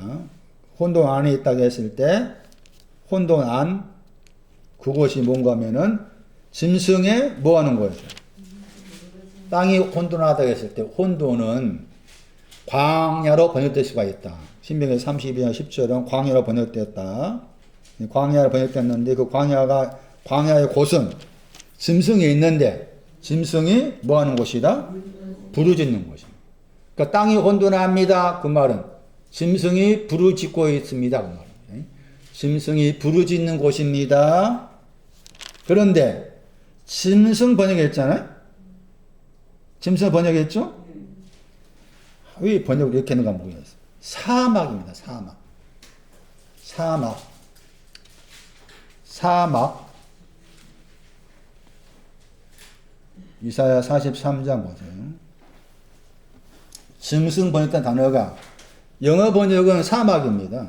사막 번역해야 되는데 짐승으로 번역했어요. 사막으로 번역했어요. 사막에서 부르짖다입니다. 사막에서 부르짖는 것이 창세기 1장 2절 말씀의 혼돈입니다. 이사야 43장 19절. 왜 사막에서 부르짖는가 보세요. 이사야 43장. 광야의 길이 나오고, 광야라는 단어하고 사막이라는 저 단어가 그대로 신명기 32장 10절에 나옵니다. 근데 번역을 이제, 신명기 32장 10절은 짐승 번역했고, 이사야 이건 뭐, 복음성가에도 우리가 많이 불렀던 구절 아닌가요? 그렇죠? 아닌가?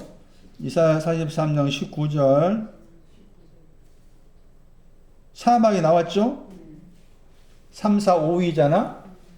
다시 신명기 32장 10절 짐승 같은 단어입니다. 그러니까 사막으로 번역해야 돼요. 알았어요? 사막을 바꿔야 돼. 짐승을 사막으로 바꿔. 사막에서 부르짖는 곳이 창세기 1장 2절 말씀 혼돈이다. 왜 사막에서 부르짖어야 되는가? 그것이 여기 이제 이사야 43장 19절 말씀에서 추론해 볼 수가 있겠죠? 왜 사막에서 부르짖습니까? 강을 주라고. 응? 사막이 강이라고 했잖아. 사막 안에서는, 광야 안에서는 길, 사막 안에서는 강이라고 했잖아. 강을 달라고 부르짖는 곳이 창세기 1장 2절 말씀에 혼돈이란 거지. 혼돈. 뭘 달라고 부르짖는다고요? 강을 달라고. 이 강이 이사야 48장 18절 말씀. 내게 복음성 내게 강 같은 뭐라? 그 단어입니다. 평화는. 평화의 강. 평화를 달라고. 평화를 달라고 부르짖는 곳이 창세기 1장 2절 말씀에 혼돈이다. 그러니까 그냥 과학적인 증거를 가지고 설명하려는 사람은 땅이 혼돈했다 해서 혼돈이 막 과학적으로 나름대로 지식한 사람이 뭐 증명하는 경우가 있을 거야. 저는 잘 모르겠는데. 그러면 여러 가지 많은 설명할 수가 하는 부분이 있을 텐데 아주 간단히 말해서 창세기 1장 2절은 혼돈을 해놓고 신명기 32장 말씀하고 혼돈이 뭐냐? 모세가 쓴 거잖아. 사막에서 부르짖는 곳이야. 왜 사막에서 부르짖지? 내게 강 같은 평화 달라고 부르짖는 곳이지. 그러면 그 땅이 혼돈했다고 말. 그 땅은 뭐 해야 돼? 내게 강 같은 평화 달라고 부르짖어야 돼. 그런 뜻이라. 가볍게 생각해야 되는데 혼돈과 공허를 막 과학적인 증거를 가지고 뭐 설명하려면 그 자체가 틀린 거라. 말씀드린 것처럼 성경 과학책이 아니요. 이 말씀 보면 또 기가 막힙니다. 사무엘상 12장. 혼돈에 대한 설명입니다. 사무엘상 12장 19절부터 볼게요. 사무엘상 12장 19절. 모든 백성이 사무엘에게 이르되, 사무엘이 나옵니다. 사무엘. 당신의 종들을 위하여 당신의 하나님 여호와께 기도하여 우리로 죽지 않게 하소서. 우리가 우리의 모든 죄에 왕을 구하는 악을 더하였나이다. 왕을 달라 한 겁니다. 백성들이 왕을 달라 했죠. 그 왕을 달라 했을 때 그 왕이 이제 결국 누가 왕입니까? 왕이 된 겁니까? 겉으로 봤을 때 사울이죠. 사울입니다. 왕을 달라. 근데 왕을 구했다 했잖아요? 왕을 구하는 것은 뭐로 표현하는가 하면은 왕을 구하는 악을 가지고 있는 죄에다가 더했습니다. 사무엘이 백성에게 이르되 두려워 말하라. 너희가 과연 이 모든 악을 행하였으나 여호와를 쫓는 데서 돌이키지 말고 오직 너희 마음을 다하여 여호와를 섬기라. 근데 그 앞에 말씀 보시면은 사무엘상 12장 13절 보실까요? 사무엘상 12장 13절 보세요. 이제 너희가 구한 왕이 나오죠. 너희가 구하는 왕. 너희가 구하는 왕인데 너희가 택한 왕이라고 했죠. 너희가 구하는 왕이 너희가 택한 왕을 보라. 여호와께서 자 왕을 구했단 말이 무슨 말인가 설명해. 왕을 구했단 말이 이 백성이 하나님 백성이죠. 이 백성이 여호와께 왕을 주세요. 왕을 주세요. 구했어. 왕을 주시라고 구했어요. 그런데 자기들이 그 왕을 주세요 구했는데 그 왕이 어떤 왕인가 하면은 자기들이 택한 거야. 자기들이 택하는 왕이야. 하나님께 택하는 왕이 아니고. 그러니까 사무엘상 16장 가면은 하나님 택하신 왕이 나오죠. 그 왕이 누구예요? 다윗이잖아. 하나님께서 택하신 왕은 사무엘상 16장 8절 이하 말씀에 하나님께 택하신 왕을 이제 설명하면서 거기에 이제 다윗의 형제들이 거론하잖아요. 그러면서 택하지 않았다 쭉 나오잖아. 그러면서 이제 다윗을 택한 거잖아요. 그러니까 하나님이 택하신 왕이 아니라 자기들이 택하는 왕인 거지. 표현이 다르지. 자기들이 택한 왕, 이 왕 주세요 한 거예요. 그 자기들이 택한 왕 주세요 했다. 그 말은 무슨 말인가 하면은 거기 말씀 가운데서 13절 말씀에 너희의 구한 왕, 너희가 택한 왕을 보라. 여호와께서 너희 위에 왕을 세우셨느니라 그랬잖아요. 그 사실은 앞에 말씀에 12절 말씀에 너희 하나님 여호와께서는 너희의 왕이 되실지라도 그랬죠. 그거 나오죠. 12절 말씀에. 12절에 여호와 하나님이 왕이다 그 말이죠. 여호와 하나님이 왕이신데 여호와 하나님이 왕이신 것을 거절하고 자기들이 택한 왕을 구한 거예요. 그 말은 여호와께서 왕 되는 것을 거절한 것이고 거절하고 그 반대로서 자기들이 택한 왕이 이제 사울인데 자기들이 택한 왕인 사울을 구한 거죠. 그러니까 하나님이 왕 되신 것을 거절한 거잖아요. 거기 말씀에 그런 말 나오죠. 너희 하나님 여호와께서는 너희의 왕이 되실지라도 너희가 내게 이르기를 아니라 우리를 다스릴 왕이 있어야 하겠다 하였도다. 이렇게 나와 있죠. 이 말이 무슨 말일까? 물론 문자적으로는 이스라엘 백성이 여호와 하나님이 왕이신 것을 버리고 자기들이 택한 왕을 구했다 이렇게 문자적으로 나와 있고 또 그것을 이제 사울 왕과 관계해서 생각을 하겠지만 이 말씀 우리에게 적용을 시켰을 때 그들이 구한 왕은 어떤 내용이고 말이죠. 그 다음에 여호와 하나님께서 왕 되신다고 했을 때 그 말은 어떤 의미냐는 것이죠. 그래서 왕과 관계해서 좀 우리가 생각해 볼 필요가 있는 겁니다. 왕과 관계된 신학이 있습니다. 잠언 16장 12절 말씀에서 15절 말씀까지가 왕과 관계해서 설명하는 신앙의 의미를 담고 있습니다. 시편 44편 5절, 시편 72편 1절, 시편 95편 3절 그런 구절들도 왕과 관계한 신앙의 구절이라 할 수가 있어요. 줄여 말하면은 이 구절로 설명이 가능합니다. 창세기 14장 18절 말씀에 멜기세덱을 설명할 때 그 멜기세덱과 관계해서 멜기세덱이라는 이름이 창세기 14장에 처음 등장하는데 그 멜기세덱에 대한 이름이 예수님께서 멜기세덱의 반찬을 쫓는 대제사장이다. 그런 표현이 히브리서 말씀에 많이 등장합니다. 그래서 우리가 왕이라고 그랬을 때 왕과 관계해서 복잡하게 많은 내용이 나오지만 딱 간단하게 간략하게 정리해서 말씀드린다면은 왜 왕이 중요한가 하면은 우리가 신약 성경 말씀에서 천국 구했을 때 국이 왕국이잖아요. 천국 구에서 그 국이 왕국인데 그 왕국이라는 이 단어는 왕이라는 단어에서 왔어. 왕이라는 단어예요. 그러니까 왕국은 왕이 있는 곳이야. 왕국은 천국 구했을 때 그 왕국이 영어로 보면 대부분 킹덤 하잖아. 그 킹덤이라는 헬라어의 그 왕국이 왕이라는 단어에서 왔어요. 그러니까 왕국의 의미를 정확하게 이해하시려면은 왕의 신앙이 무엇을 의미하는지 알아야만이 왕국을 이해할 수가 있는 거라. 그랬을 때, 이 창세기 14장 18절 말씀에서, 이 창세기 14장 18절 말씀이 히브리서 7장에 나와. 거기에서 이 멜기세덱과 관계해서 왕의 신앙을 추측해 볼 수가 있는데, 멜기세덱 할 때 그 멜기세덱 이름 자체가 세덱은 의를 말하고, 멜기는 왕이야. 그러니까 멜기세덱 그러면은 이게 의의 왕이라는 뜻이지. 그러면 왕이라고 했을 때 첫 번째 왕의 신앙은 의를 말하는 거야. 그러면 여기 이 사람들이 구하는 왕, 이 사람 자기들이 그 선택해서 구한 왕이 저기 이제 겉으로 봤을 때 사울이잖아요. 이 사람들이 구하는 왕은 의를 말하는 거예요. 의를 말해. 예? 의를 말해요. 그것을 지금 악이라고 말한 거예요. 의를 말한 거예요.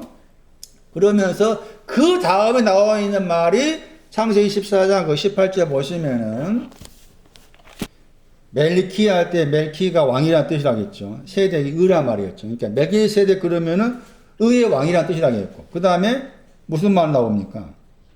살렘 왕이 나오죠. 살렘이란 말 나오죠. 이게 히브리서 7장 1절 이하에 나와. 그러니까 두 번째 왕의 의미가 살렘. 이 살렘이 평화라, 평화. 그래서 의의 신앙 가진 사람도 왕으로 말하고 그 다음에 살렘은 의가 온 다음에 평화를 말해요.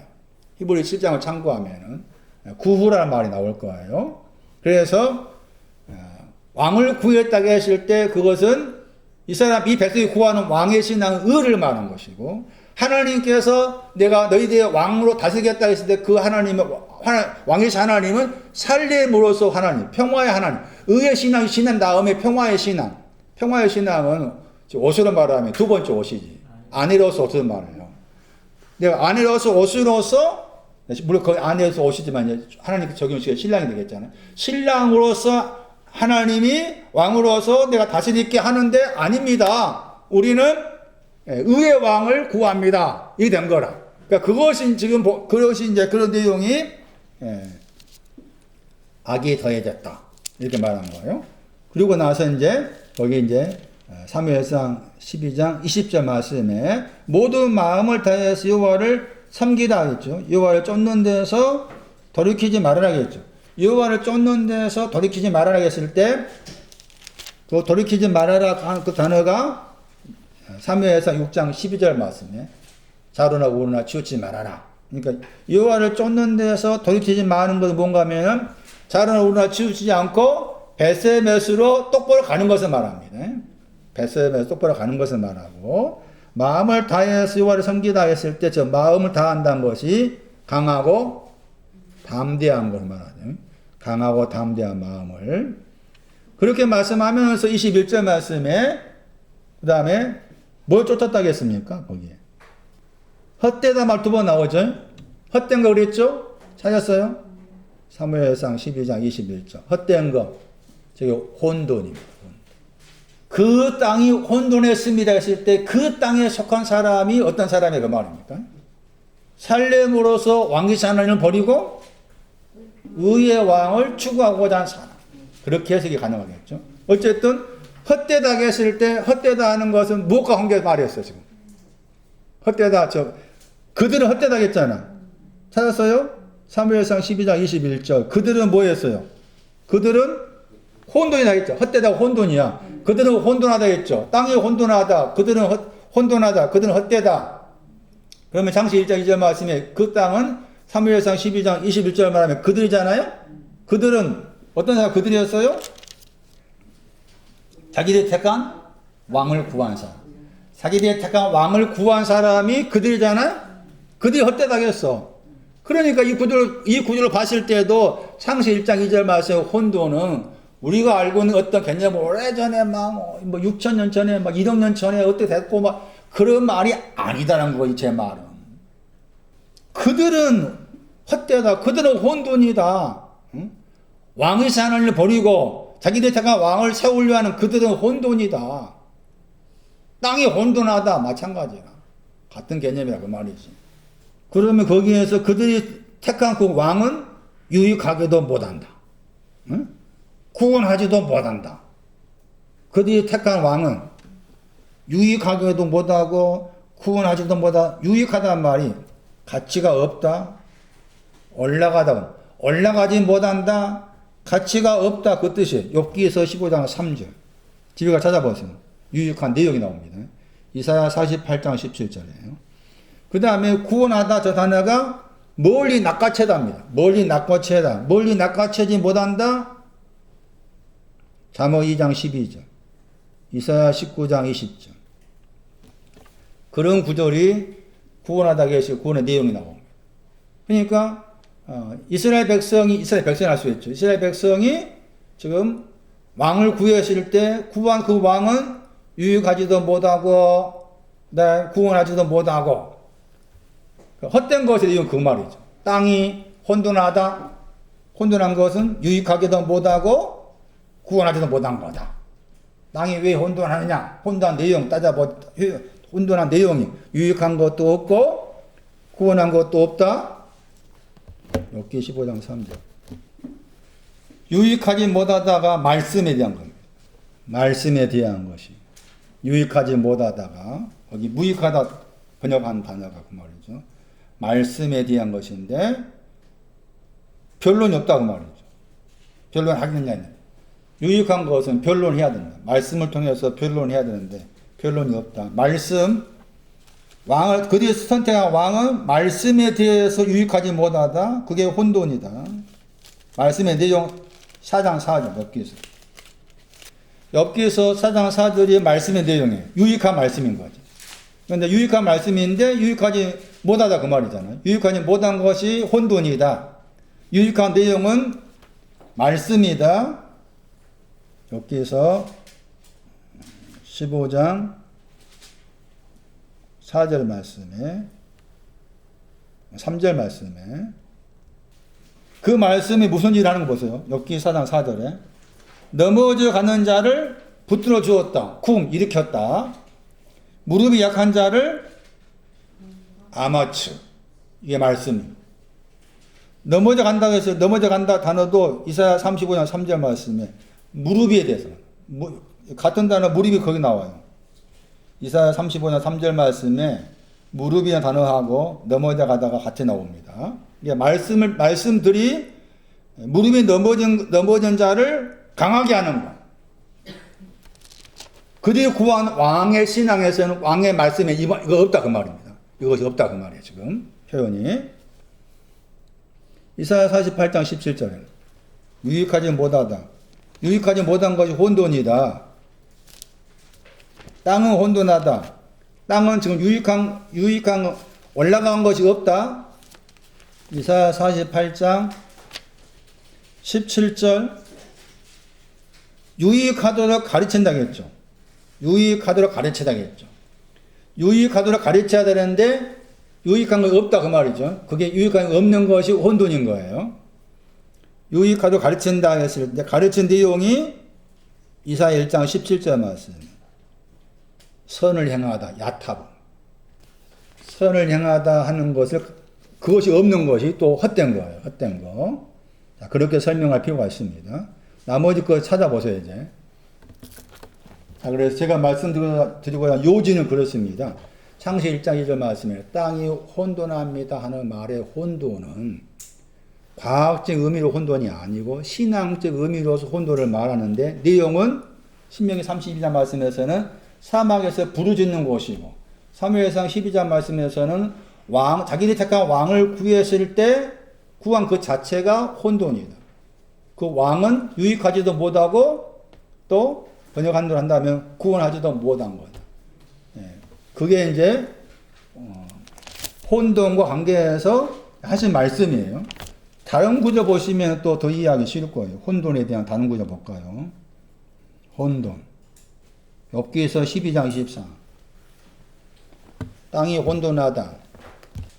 욥기서 12장 24절 말씀도 혼돈과 관계해서 알아둬야 할 중요한 구절입니다. 그러니까 혼돈 그러면 최소한 신명기 32장, 사무엘상 12장, 욥기서 12장 이 세 구절 정도는 혼돈을 설명한 중요한 구절이니까 이 정도 구절을 알아둬야 됩니다. 뭐라고 그랬어요?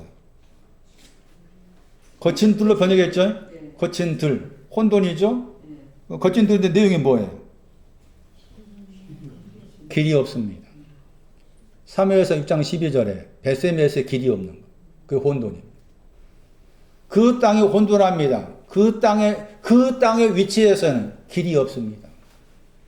그 땅 위치에는 길이 없어서 혼돈이고, 그 다음에 그 땅의 위치에서는 사막에서 평화를 위해서 울부짖어대고, 그 땅 위치에서는 유익하지 못하고, 또 구원하지 못하고.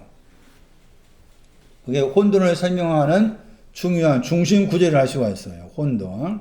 자, 이제 공허에 대한 설명입니다. 이거 설명을 마칠게요. 공허라는 단어는 딱 3번 나온다. 3번밖에 안 나와. 혼돈은 20번 나와. 20번, 20번. 혼돈. 공허는 딱 3번밖에 안 나와. 공허라는 단어가 비어있단 말이죠. 비어있다. 공허라는 단어 자체 뜻이 비어있다. 이사야 34장 11절이죠. 이사야 34장 11절 말씀이 혼돈과 공허 두 단어가 나와 있는 중요한 구절이에요. 혼돈과 공허가 나와 있는 중요한 구절이 이사야 34장 11절이에요. 에돔을 설명하면서 나온 말 가운데 나옵니다. 에돔을 설명하면서 나온 말 가운데 거기에 혼란이 혼돈이에요. 그 다음에 공허는 그대로 번역했죠. 그 다음에 혼란은 무엇과 관계 줄과 관계 나와 있죠. 혼란은 줄과 관계 나옵니다. 이 줄을 따라가면 공평을 만납니다. 줄을 따라가면 공평이 나와요. 이사야 28장 17절을 참고하면은. 그러니까 혼돈은 또 공평이 없다. 이렇게 설명이 가능합니다. 그 다음에 공허가 추와 관계에서 말하죠. 추가 이게 돌들입니다. 돌들이 공허의 내용입니다. 공허의 추락했잖아요. 공허의 출. 돌들이 비어있다. 돌들이 있는데 그 돌들이 비어있는 것도 공허가 되고, 또 다른 뜻으로는 돌들이 있는데도 또 공허가 됩니다. 돌들이 없을 때도 공허, 돌들이 있어도 공허, 그렇게 이해하셔야 되겠습니다. 그랬을 때 돌들 그랬을 때 레위기에서 19장 36절이죠. 의를 말합니다. 체데크. 그러니까 의가 없는 것도, 의가 비어있는 것도 공허가 되고, 의가 있어도 비어있는 겁니다. 그렇게 이해하셔야 됩니다. 레위기에서 19장은 36절 중요한 구절이에요. 이게 추라는 단어가 에벤이잖아요.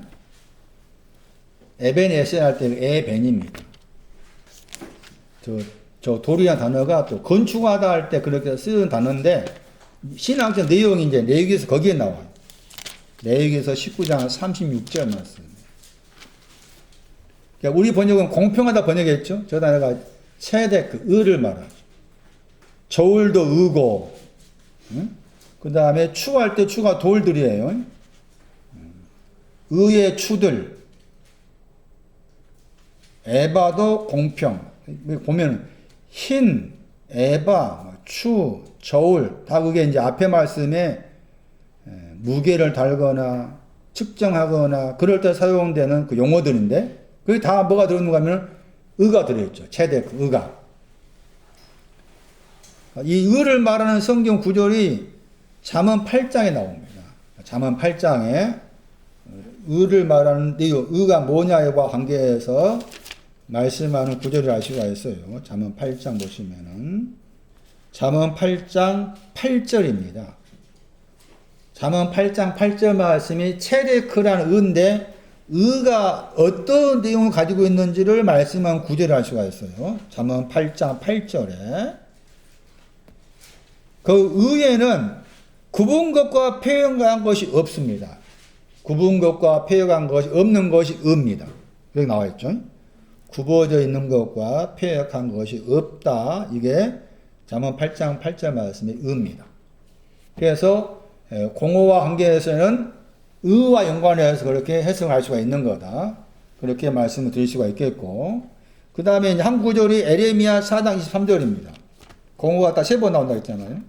에레미야 4장 23절. 에레미야 4장 23절 말씀도 에레미야가 쓴 그 말씀인데, 창세기 1장 2절 말씀하고 거의 흡사합니다. 땅을 보았다겠죠? 내가. 그 다음에 보라 그랬죠. 그 땅이 뭐하고? 혼돈하고 공허했다고 했죠. 창세기 1장 2절 말씀을 에레미야가 창세기 1장 2절 말씀 본 거예요. 보고서 한 말이죠. 내가 땅을 보아라. 그 땅이 혼돈하고 공허했다. 그 다음에 하늘을 향해서 거기에 이제 주동사가 앞에 보다가 주동사입니다. 땅과 관계에서 보다. 하늘과 관계에서 보다. 우러렀다가 말이 이제 없어요. 하늘 향한다 그 말이죠. L이니까. 하늘을 향해서 보았다. 보았다가 땅을 보았다도 보았다. 하늘도 마찬가지로. 그런데 하늘을 보니까 거기에 뭐가 없어요. 하늘 보니까 거기에 빛들이 없다겠죠. 이게 나옵니다. 그래서 여기 에레미야 4장 23절 말씀도 공허와 관계해서 말씀하는 구절이라 할 수가 있어요. 자, 창세기 1장 2절 말씀에 땅이 혼돈하고 공허하며, 거기 말씀에서 말씀드린 것처럼 땅이 혼돈하고 공허한 것 때문에 거기에다가 뭐가 있으라? 빛이 있으라 한 거예요. 빛이 있으라. 그랬을 때 이 땅이 아까 말씀드린 것처럼 구체적으로 말씀드리면 이사야 51장 6절을 참고할 필요가 있겠다는 거죠. 이사야 51장 6절 혹은 이제 시편 102편 27절을 참고할 필요가 있겠고, 이사야 51장 6절 보시면은 하늘은 영희같이 사라진다 했죠. 거기 6절 말씀에 하늘로 눈을 들어라, 땅을 살펴보아라. 땅 아래 살펴보아라. 왜냐하면 하늘은 연기가 사라진다고 했잖아요. 이게 다 이제 문자적 말씀이라 한다면 이게 초자연적인 무슨 현상 생겨서 생긴 거잖아. 그러니까 초자연적인 말씀이 아닌 거죠. 신앙적 의미가 있다는 거니까. 연기가 같이 사라지다. 이게 이제 이런 표현이 베드로후서 3장에 나오잖아요. 베드로후서 3장에 보시면 3장 거기 말씀에도 뒷부분 보시면은 하늘이 뭐 불에 타고 그 말 나와요. 땅과 관계해서 나오고 그 말도 문자 그대로 보면 안 된다. 방금 말씀드린 것처럼 하늘이라는 단어의 뜻, 땅이라는 단어의 뜻을 생각하고서 볼 필요가 있겠다. 이것도 이미 그렇게 말씀했죠. 하늘 연기가 같이 뭐 한다고 했어요? 사라진다겠죠? 사라진다. 그 다음에 땅이 뭐라고 했어요? 옷같이 헤어진다고 했죠. 이 구조를 참고할 필요가 있겠다. 창세기 1장 2절 말씀에 그 땅이 혼돈하고 공허하다 했잖아요. 했을 때 그 땅의 신앙적 의미를 옷으로 말하죠. 무슨 옷? 낡아진 옷이었죠. 낡아진 옷이 창세기 1장 2절 말씀. 그 위에 창세기 1장 1절에서는 땅을 창조했다, 시작을 넣었다고 했잖아요. 창세기 1장 2절에 갑자기 1장 2절의 땅과 다르게 창세기 1장 2절 말씀에서 그 땅이 혼돈하고 공허하다 이 표현이 나왔는가 했을 때 창세기 1장 2절 말씀은 그 땅은 무한 땅이라고 무한 땅과 관계될까요? 그렇죠. 시작 안에 있다가 떨어져 나온 거 관계 땅이라. 그래서 창세기 1장 2절 말씀에서 혼돈과 공허를 이야기한 거예요. 그러면 제가 창세기 1장 2절 말씀 그 땅을 이사야 51장 6절로 연관을 지어가지고 그 땅이 낡아진 옷이다 이렇게 설명하게 된 설명하는 이유 혹은 근거가 아까 말씀드린 것처럼 존재하다 하야란 그 단어 때문에 그러하다. 하야란 그 단어는 혼돈과 공고가 있는 그 땅이 있었다고 했을 때 빛이 있으라고 했을 때 빛이 가는 방향이 혼돈과 공고를 가지고 있는 그 땅을 향해서 빛이 있으라 한 거다. 아까 말씀드렸죠? 못 들었나? 다시 보세요. 창세기 1장 2절 말씀에 하고라는 저 단어가 창세기 1장 3절 말씀에 있었고 저 단어라니까. 예? 그러니까 그 땅에 혼돈과 공허가 있었다 그 말이잖아요. 혼돈 공허가 그 땅에 있었다고 했을 때 있었다는 그 단어가 1장 3절 말씀에 빛이 있어라 하니까 빛이 있었다. 거기에 사용되었다 그 말. 그러니까 이 빛은 말씀드린 것처럼 어디를 향한 것이다? 혼돈과 공허가 있는 땅. 그리고 그 땅의 상징적 의미는 낡아지는 옷이란 거죠. 낡아지는 옷을 향해서 빛이 있으라 한 거예요. 그러면 낡아진 옷을 향해서 지금 어려운 설교를 여러분이 잘 듣고 있어요. 감사한 일이지. 이런 설교 어디 가서 하겠어, 제가. 여러분 듣고 있으니까 하지. 무슨 말 하다 그러면. 낡아진 옷을 향해서 빛이 있으라 한 거잖아요? 그럼 이 빛이 뭘까 하는 거지, 이제.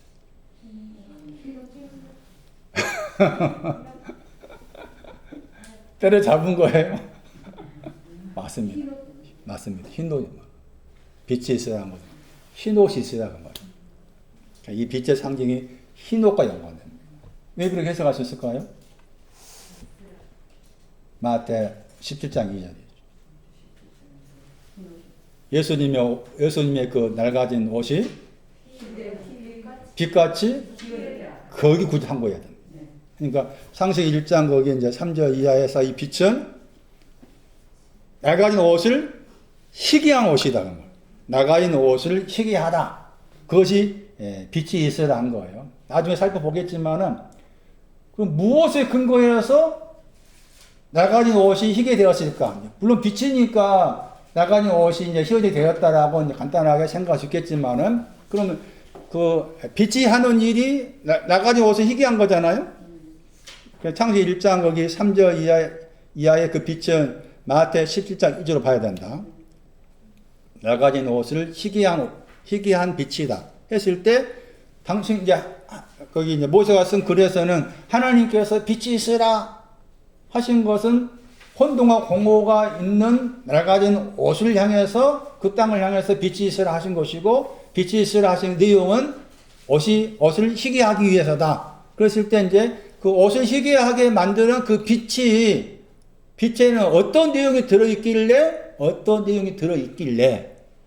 그 낡아진 옷이 희게 되었을까라고 했을 때 찾아보면 뭐가 나오는가 하면 죽으심으로부터 부활이 나옵니다.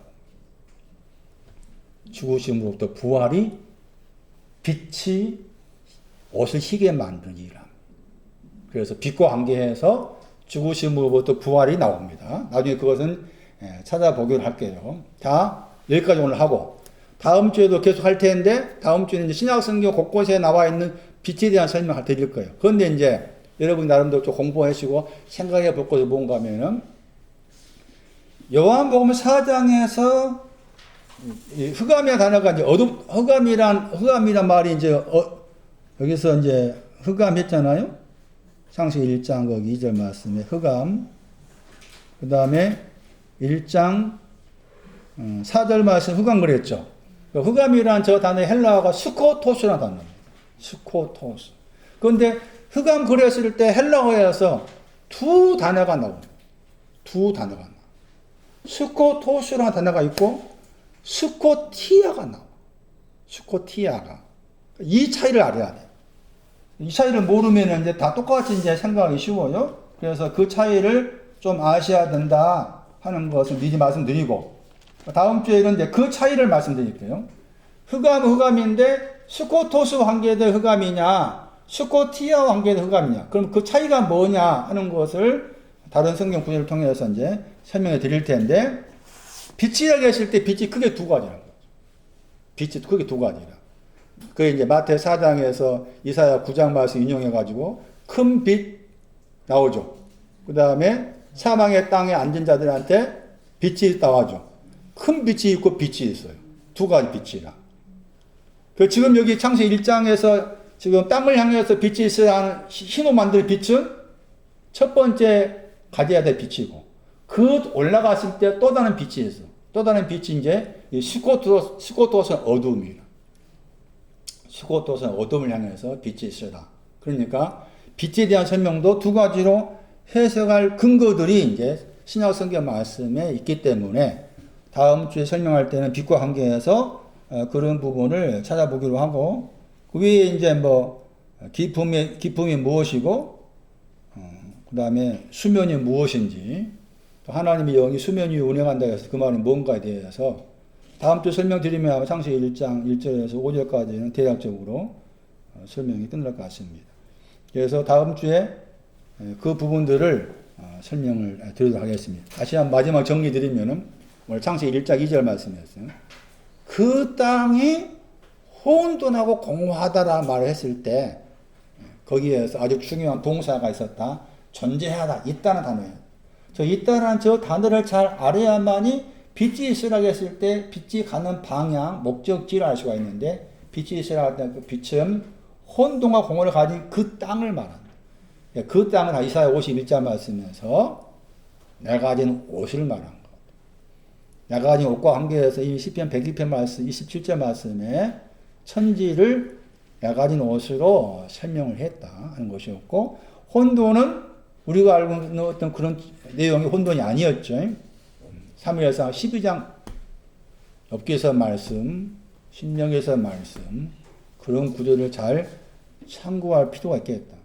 그러니까 사무엘상 12장으로 혼돈을 이해하면은 그 땅은 어떤 사람이었어요? 그 땅은 사람인 거죠. 이해되세요? 사무엘상 12장에서는 그들이 혼돈하다고 했잖아. 헛되다고 했잖아. 그들이라고 했잖아. 어떤 그들이었어요? 자기들 선택한 왕을 구하는 그들이 혼돈하다고 했잖아. 그러면 그 맛을 가지고 이제 창세기 1장 2절을 생각했을 때, 그 땅은 사람인 거지. 그렇게 생각할 수 있는 거지. 사람인데, 의를 추구하는, 왕을 구하는 그쪽의 방향의 사람이다. 그런 설명을 할 수가 있는 거니까. 그렇게 생각했을 때도, 땅이 가리키는 방향이 공간의 개념이 아니다는 것이. 그러니까, 이렇게 말씀드린 것처럼 신념이 뭐 변하지 않다, 확고하다 그런 개념, 또 당당하다, 매우 높다, 그런 하늘의 의미, 땅의 의미를 가지고서 말씀을 본다면은 왜 처음 하늘과 처음 땅이 지나가야만이 새하늘 새 땅을 보는 것이 뭔지를 알 수가 있겠고, 또 말씀드린 것처럼 땅의 소금이란 말이 돼요. 그것도 아주 의미 있는 말이잖아요. 땅의 소금이다. 땅의 소금이 뭐냐? 땅을 이웃받는다. 그 말이 오늘 우리한테 무슨 관계냐? 문자적으로 따진다면은 이스라엘 백성들이 지금도 그러하던 유대교인들 지금도 자기 땅 뭐라 그래요? 거기 팔레스타인 자기 땅이라 하잖아. 그래서 또 싸우잖아. 지금까지 그래. 그 말에서 문자로 해석하니까 지금까지 싸우고 난리 법석이다. 성경을 잘못 이해하면 얼마나 잘못된 일이 많이 생겨요. 또 보세요. 시간이 많이 갔네. 뒤에 말씀에 그걸 제가 아주 설명드려야 되나? 저는 모르겠네. 창세기 1장 28절도 보세요. 집에 가서. 땅한테 뭐라 합니까? 창세기 1장 28절. 땅에 뭐 하라고 그래? 땅에 충만하겠잖아. 그 땅에 충만한다 뭐냐? 네가 믿고 있는 확고함이 있다면 그 확고함에 대해서 충만해라. 뭐 네가 믿고 있는 그 확고함이 전부라 생각하지 말아라. 확고함에 대해서 충만해라. 그 충만 내용 있을 거 아니에요? 충만 내용 있을 거 아니야. 그렇죠? 그 다음에 뭐라 했어요? 땅을 뭐라 했어요? 땅을 정복해라 그 말은 네가 믿고 있는 그 확고함 속에 뭔가 정복해야 할 내용이 있으니까 정복하라 그 말이죠. 그 다음에 또 하늘과 땅 위와 공중에서의 바다 하면서 다시 되겠잖아요. 이 말이 다 땅에 대한 말씀이잖아. 그렇죠? 그건 이 말씀을 또 오해하니까 말씀드렸던 것처럼 막 저쪽에 유럽에 있는 사람들이 나라들이 막 아프리카 와가지고 다 잡아가고 막 그런 난리 친 거야. 땅 정복하라고 했으니까 정복하고 막 이렇게. 그러니까 말씀을 문자로 생각 해석하면은 그런 오류를 범하는데 지금까지 그런 오류를 범하고 있다 그 말이지. 그러니까 생각을 바꾸라 그 말이잖아. 왜 땅을 정복하라고 했을 때 정복해야 될 내용이 뭔가, 충만한 내용이 뭔가, 다시는 내용이 뭔가, 땅에 대한 거. 네가 가지고 있는 확고함이라는 게 다스려야 할 내용도 있고 정복해야 할 내용도 있고 충만해야 할 내용이 있다. 확고하다고 해서 확고한 거 전부가 아니다 그게. 네가 아무리 확고하다고 믿고 있는 그것도 믿을 수 없는 것이고, 응? 낡아진 옷이다 그거야. 낡아진 옷이었는데 그 낡아진 옷이 여호와께서 허락하시면 여호와께서 바꾸시면 바뀌어진다. 바꿔줘야 되지. 계속 낡아진 옷만 입고 있으면 되겠냐. 처음 말과 처음 땅이 낡아지는 것인데 처음 말과 처음 땅 가졌다고 해서 그걸 됐다 하면 안 되지. 네 안에 새 하늘 새 땅이 와야 되지. 이런 거잖아요. 여기까지 하겠습니다.